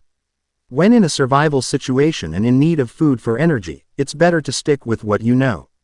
Plus the fact, Naruto had more to teach Milika's knowledge base than sword or magic base. But it will help the boy in the long run. Teaching him even the smallest details mean a great deal also goes into Naruto being a shinobi.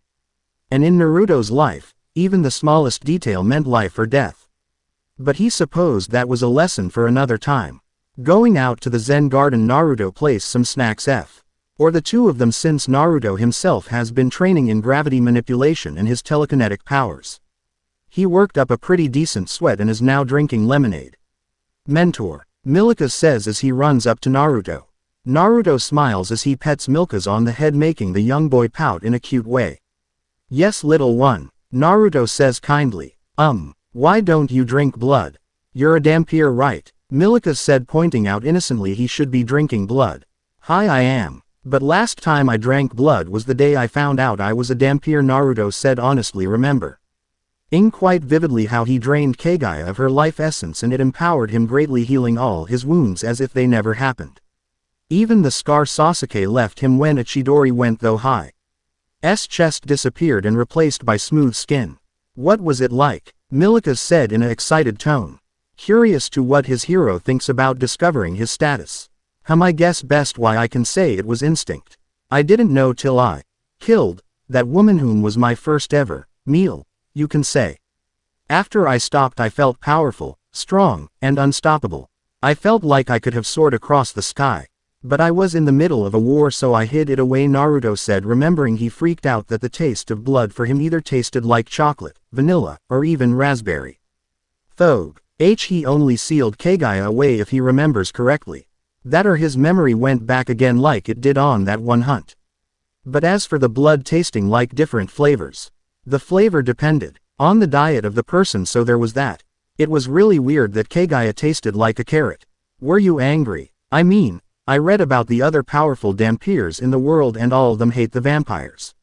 Why don't you? Milikas said as he got a curious twinkle in his eyes. That little glimmer reminded Naruto of someone. But he long forgotten whom. Well, I already know my father who was the vampire and my mother whom was the human. They already loved me deeply despite I never met them. But I don't hate them for something they didn't do. I don't think it should be a crime. Bring life into this world regardless of what flows through that person's veins, Naruto said honestly. Milikas looks curious yet confused, trying to understand the words Naruto spoke. So Naruto decided to explain a bit. Oftentimes a vampire is born between a woman vampire or a male vampire with a human counterpart. These unions, while rare, are not a happy one. Most of them are a violent meeting. Rare cases like me and Hunter D are one example of a happy union between both. I traveled the world, as you know, and seen many beings hate each other based on race or some other dumb reason. Take example, a half-breed like me. Most if not all pure bloods hate me. Not because I am more powerful but because I am a half-breed, a abomination in their eyes, Naruto said, explaining a bit. Only to pause to catch his breath. As such we are hunted down if we didn't die during birth. To put it simply, little one, they hate me just for existing, Naruto said, soft seeing lit. Milika's upset of why people would hate Naruto, whom is his biggest hero next to his dad. Naruto smiled softly and patted Milika's head. Now, don't be upset or cry. I will be fine. I have lot of friends around the world that will help me if I ever need any help. Naruto said, trying to cheer up the boy, whom nodded with a small smile. Who was you, daddy? Mentor? Milikas asked with a wondering tone. Naruto blinked and smiled at the child for a moment. Well, it's not like it can be hidden forever, Naruto thought with a smile. Okay, I will give you my dad's name, but it has to be a super big secret only you and I know, Naruto said in a playful tone, making the boy smile grow. Inside Naruto's mindscape, the Biju smirked as Naruto played with the kid. Though unsure if a child should be allowed such knowledge. But it was Naruto's choice and they will respect his decision. Yada. I promise not to tell anyone, Milikas said cheerfully, and a bright smile. Naruto chuckled as he leaned in and whispered in Milika's ear. My father is Alucard Darkul, the king of all vampires, Naruto said softly as Milika's eyes widen in awe at the legendary vampire's name. Naruto leaned back with a soft smile looking at little Milika's face which is etched in awe. Alucard Darkul, from what he understood, was once an immortal human being thanks to his family's lineage. But due to an unknown event, Alucard became a vampire, a very powerful and dangerous one. Believed to be so powerful he could summon storms of lightning and freeze oceans with a single snap of his fingers. He was also famous being able to cut a mountain in half and many other feats of godlike powers that just continued to grow. His brother and rightfully the first Lycan has also the same abilities, but his skin was said to be hard as diamond and could split a country in two with a clap of his hands. But after the final event of the Great War, the legend of a vampire vanished without a trace. No one knew what happened to the legend. Devils had seen the Vampire King as a hero, as the man alone drawn the attention of not just the biblical faction but every other divine entity. And Alucard stood his ground and faced each and every god or goddess that threatened his land or people. He first beat the Greeks, then the Norse, Shinto, Egyptians, and several other pantheons. No one knew the full extent of Alucard's power, but he was feared for his strength and speed. So greatly so that other vampires and their race was hunted down with extreme prejudices, out of fear that they too may gain the power much similar like their king. My full name is Naruto Uzumaki Darkul, Prince of Vampires and the Nadaime Rakuto Sennin, Naruto said with a pleasant smile. Whoa mentor, you're really the Prince of Vampires, Milikas said in awe and childlike wonder. A cute innocent action, Naruto found it. Naruto however nodded as Milikas cheered at meeting the son of his third favorite hero. It was the best moment of his young life. Now calm down, remember you can't tell anyone, Naruto said with a smile and playful mirth. Naruto was only met with an excited nod and a happy child as Milikas ran around. Naruto smiled and laughed lightly as Milikas shouted about how he will work harder to surpass his mentor and father. Now Milikas, I want you to clean up here and go get some rest. I will cook lunch soon. After then we will practice the studies of magic, Naruto said as he heard his cell phone ring. Walking over to it, Naruto answered. Hello, this is Naruto speaking. How may I help you? Naruto asked very formal manner. Damn that vampire princess for those strict lessons.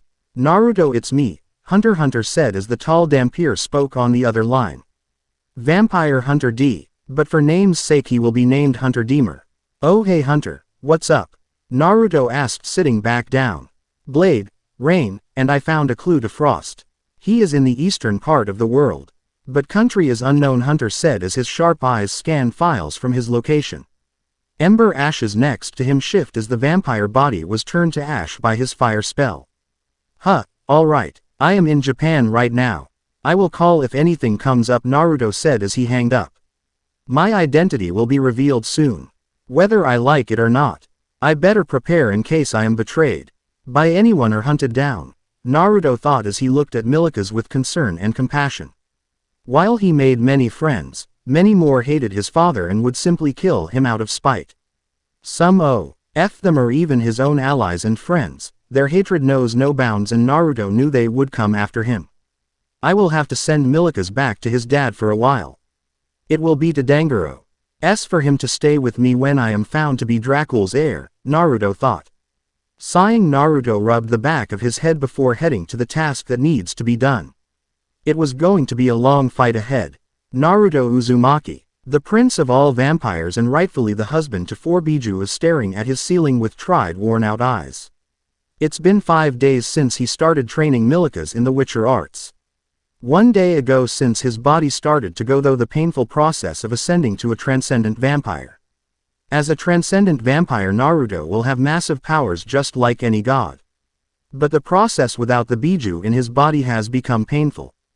To make matters worse, Naruto's chakra is leaking out of his own body in potent thick amounts. If he wasn't in Hi's house and called Sona to explain he will be working on a contract, then he would be in serious trouble.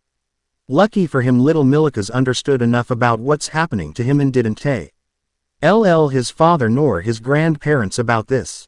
Naruto though didn't tell Milikas, oh yeah, I am becoming a vampire god and chakra god, so yeah, be careful when entering my room. Naruto would explain it all to the boy later. He just wanted to sleep for now. He felt like he was being crushed, sickened, and beaten. Yet at the same time he felt amazing, powerful, and fulfilled. Truly this sucks. I wonder if this is what Kaguya felt like after she ate the Shinju fruit, Naruto thought in wonder as he panted in a semi-rapid fashion.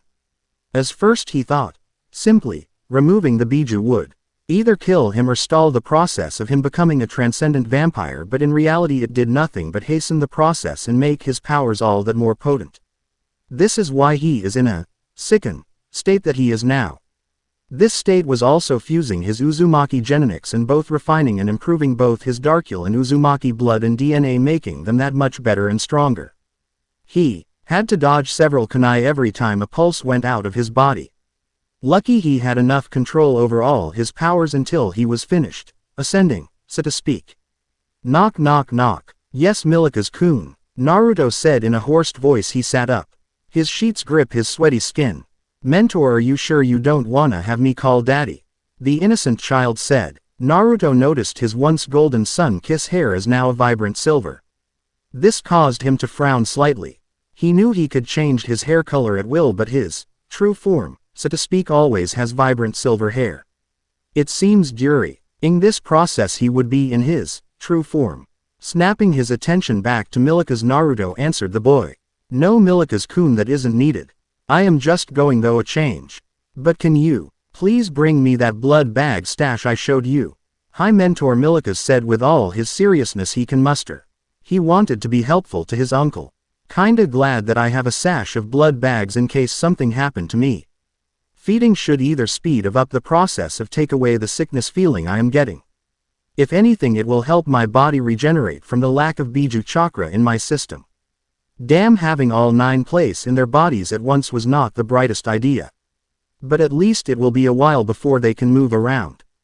Thankfully nothing went wrong and the bodies I made them, Naruto thought as he leaned back against his pillows. Naruto closed his eyes and relaxed as he felt everything and heard everything around him. His senses have been out of control. From going to the point Naruto can smell Milikas from his own room and hearing his heartbeat before going back to normal. He rather not have a repeat incident where he nearly bit Venilana and made love to the MILF.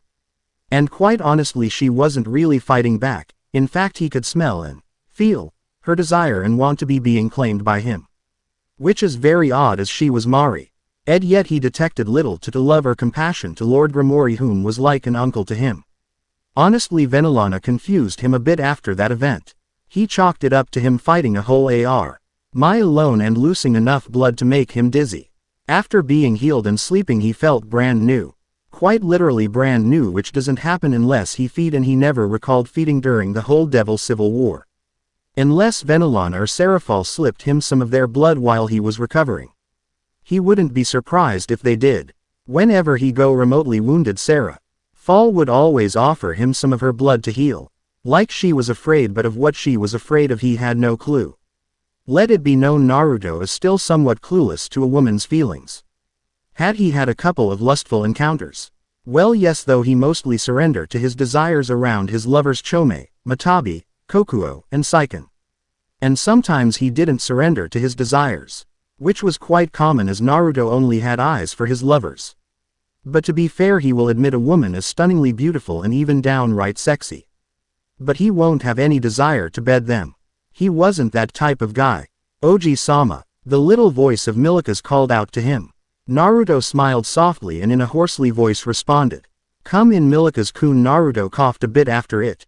I feel like shit, Naruto thought as he suppressed all his power he could so it wouldn't affect the boy. Milikas opened the door and gasped at the true form of his mentor. Oji-sama, your hair and eyes. The boy exclaimed in awe. He never seen Naruto take his true form, and there was no records of images of Naruto in his true form, from his knowledge.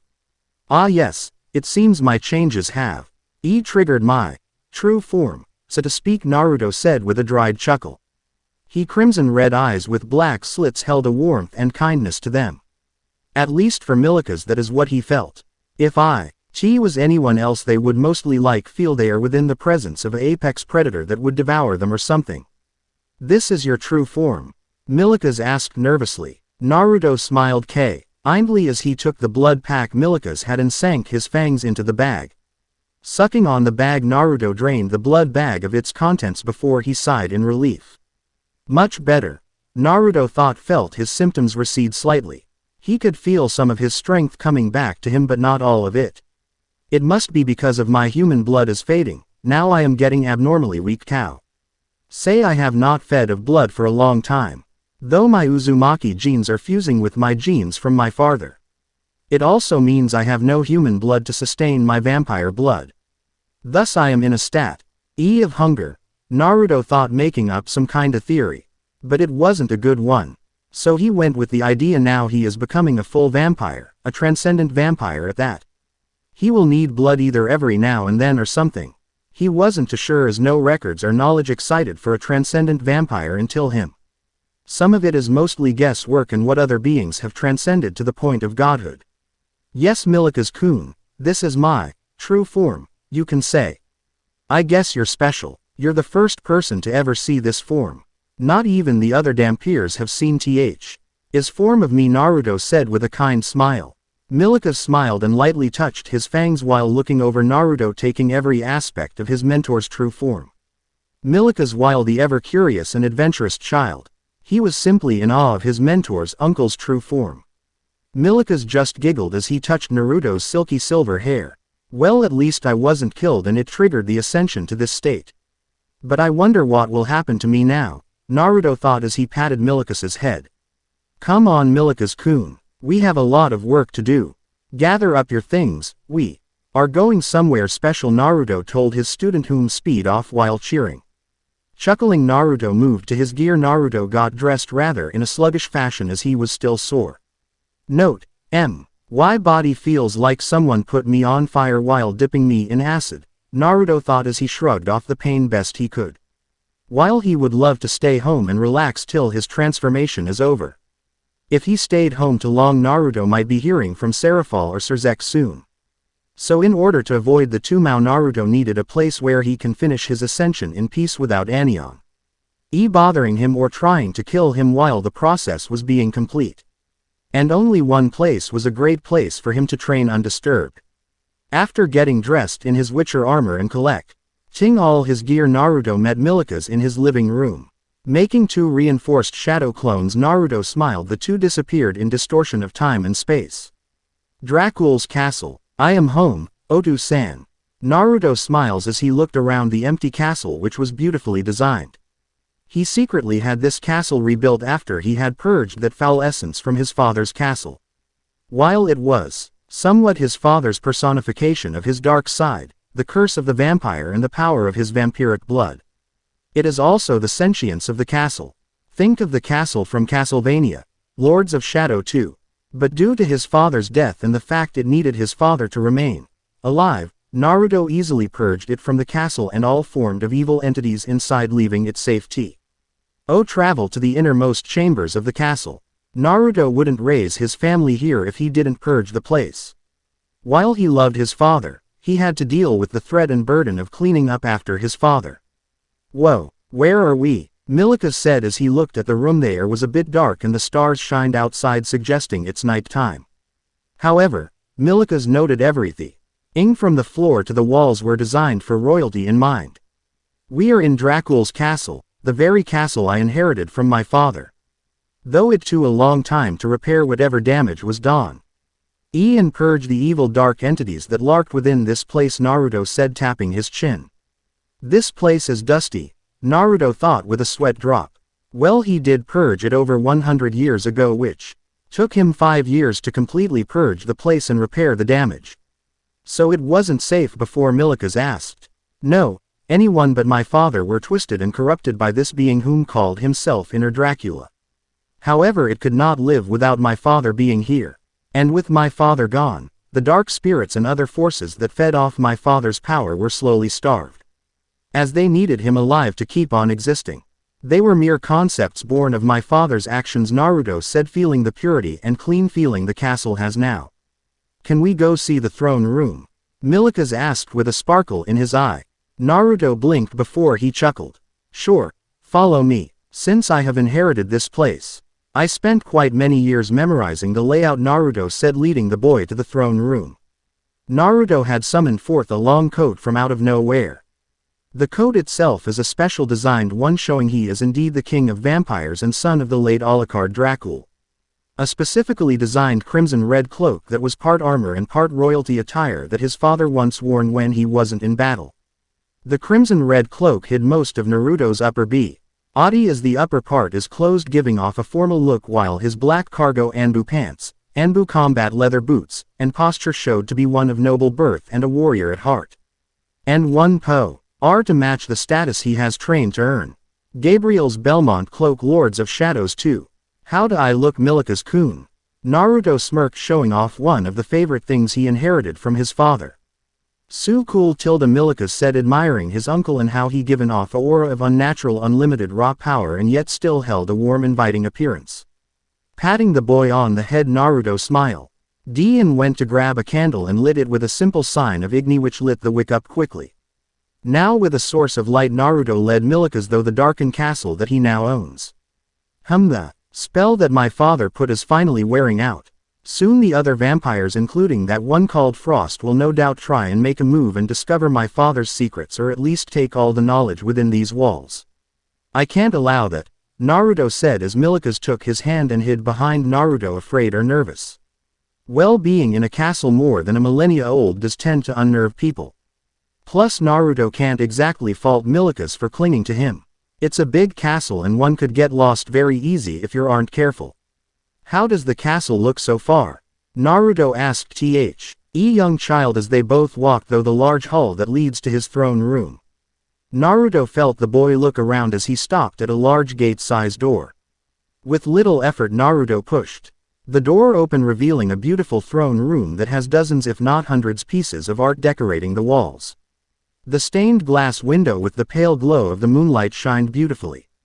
The throne itself made to look like it was made from the highest quality stone, gems, and precious metals. Just at the very tip of the throne chair, etched into the stone, is the crest of Dracul, the crest of the dragon. Going to the throne, Naruto relaxed into the throne chair as he sighed. Milikas admired the artwork and the beauty of the throne room. So cool, Milikas said as he ran around looking at the old castle that hasn't been touched in centuries. Everything was well persevered, and the design around the throne was solely designed to show the status his uncle has. Naruto smiled faintly as his eyes drifted closed and allowed his senses to take over. Though he guard was not letting down. The castle is now slowly becoming an extension of Naruto's own senses, where he can feel the castle and everything within it. The smallest blade of grass outside to the monsters hiding in the caves below the castle, to the inner sanctum of the castle which provided heat to the magma lake the castle is partiality built on. Oji-chan, are you okay?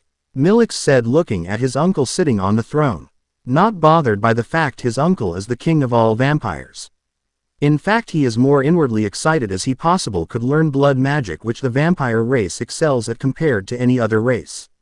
Though they shared darkness magic and several other things with devils and other creatures of the night, vampires were masters of physical combat and blood magic. Naruto being over 1,000 years old must mean he knew of several varieties of magic. Hi, I am fine, just dizzy. Milikas, can you release the barrier surrounding the castle and come back here, please?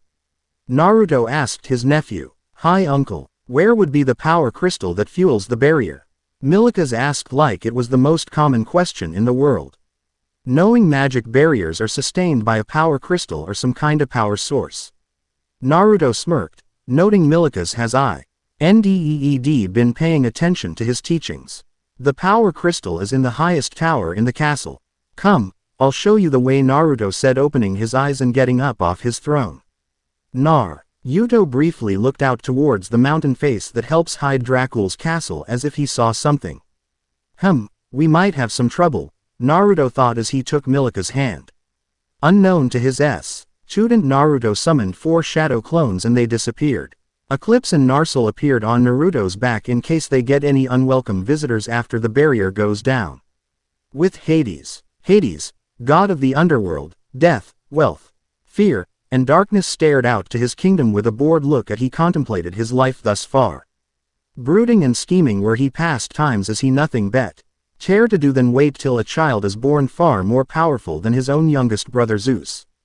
Contrary to modern depictions, Hades wasn't downright evil. Ironically, he had a better sense of justice than Zeus ever did. Unlike other gods, Hades rarely cheated on his wife. The constant misery of the souls in the underworld, and chronic loneliness often made Hades depressed and brooding. Hades took his duties very seriously. Unlike the other gods and rarely visited the earth. He was dreaded by Zeus's children and the other lesser gods. Hades had hated his youngest brother Zeus and Poseidon until he met Naruto, then everything changed for the better in fact. Compared to Hades, to his two brothers and the god of the dead will seem much more pleasing. Well, at least till you piss him off. Tightening his grip, Hades' eyes burned with a cold fury, remembering all the wrongs his youngest brother has done. He himself was no saint, but he was much more sensible than Poseidon or Zeus. Zeus was a foolish, greedy, selfish, hypocritical and cowardly god. He was a rampant womanizer, much to his wife, Hera's chagrin. He was arrogant and egotistical, forever hogging the limelight in many Greek myths. He dispensed justice at his own whims, and punished people who offended him. Hades loathed more than anything else was the fact he couldn't do anything to change it. Zeus first married his cousin, Maou, the titaness of wise counsel. When he found out that she would bear him a son more powerful than him, Zeus swallowed the pregnant Maou. Luckily, a daughter, Athena, was born, so no danger posed to Zeus. His next wife was the titaness of justice, Themis, Zeus's aunt. When she gave birth to the three Fates, Zeus ended the marriage for fear of a more powerful child. Zeus next married Eurynom, Maou's sister, and had the three Graces with her. Later the god fell in love with his sister, Demeter, and had the goddess, Persephone, as daughter with her. Zeus married his aunt, Mnemosyne, titaness of memory, and fathered the 9 muses with her. Finally, Zeus fell in love with his elder and most beautiful sister, Hera, and married her as queen. He remained faithful for 300 years, but began to cheat on her with many women, much to Hera's sadness. It sickened Hades that his own sister, Hera, was forced to be with such a slime ball like Zeus when he knew she deserved better. Hell, all of Zeus's past wives deserved better than Zeus.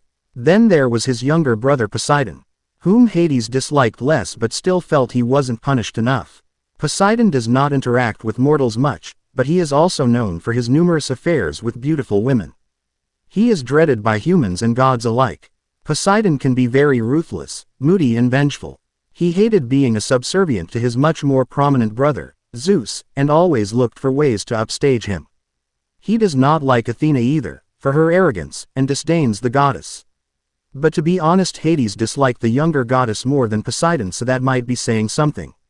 Like Hades himself, Poseidon is also a lonesome god, hardly anyone visiting his realm.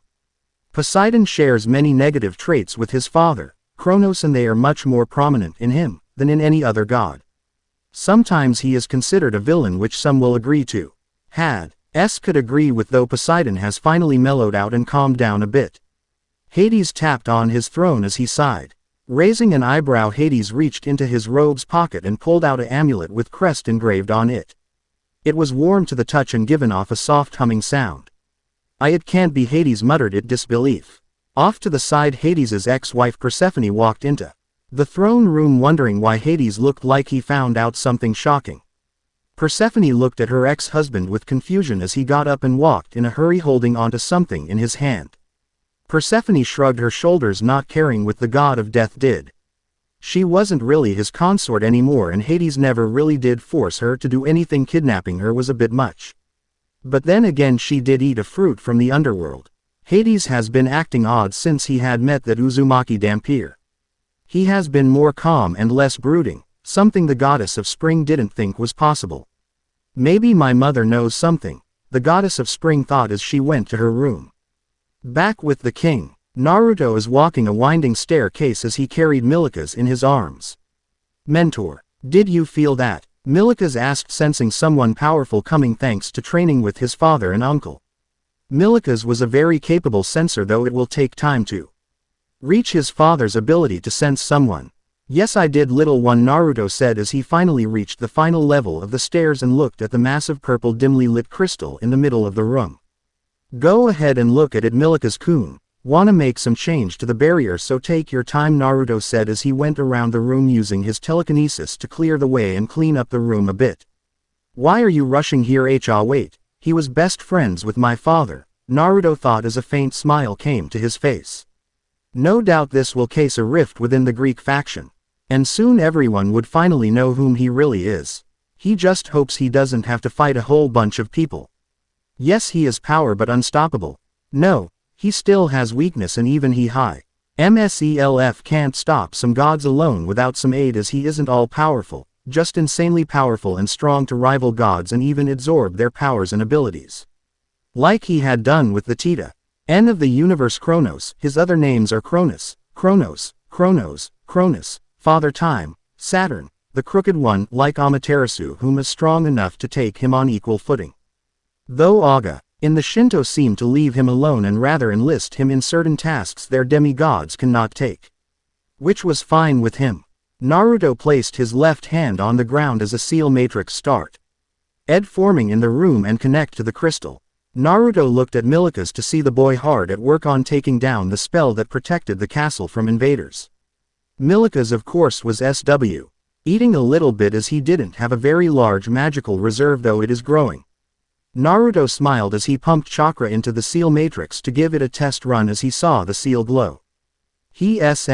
I led at the fact he can now have something to alert him to invaders or people coming close. It was designed to alert Naruto of potential threats. Another layer for the barrier will be added so it will protect his castle a bit better. Naruto had spent good part of 15 years designing this seal and testing it when he can.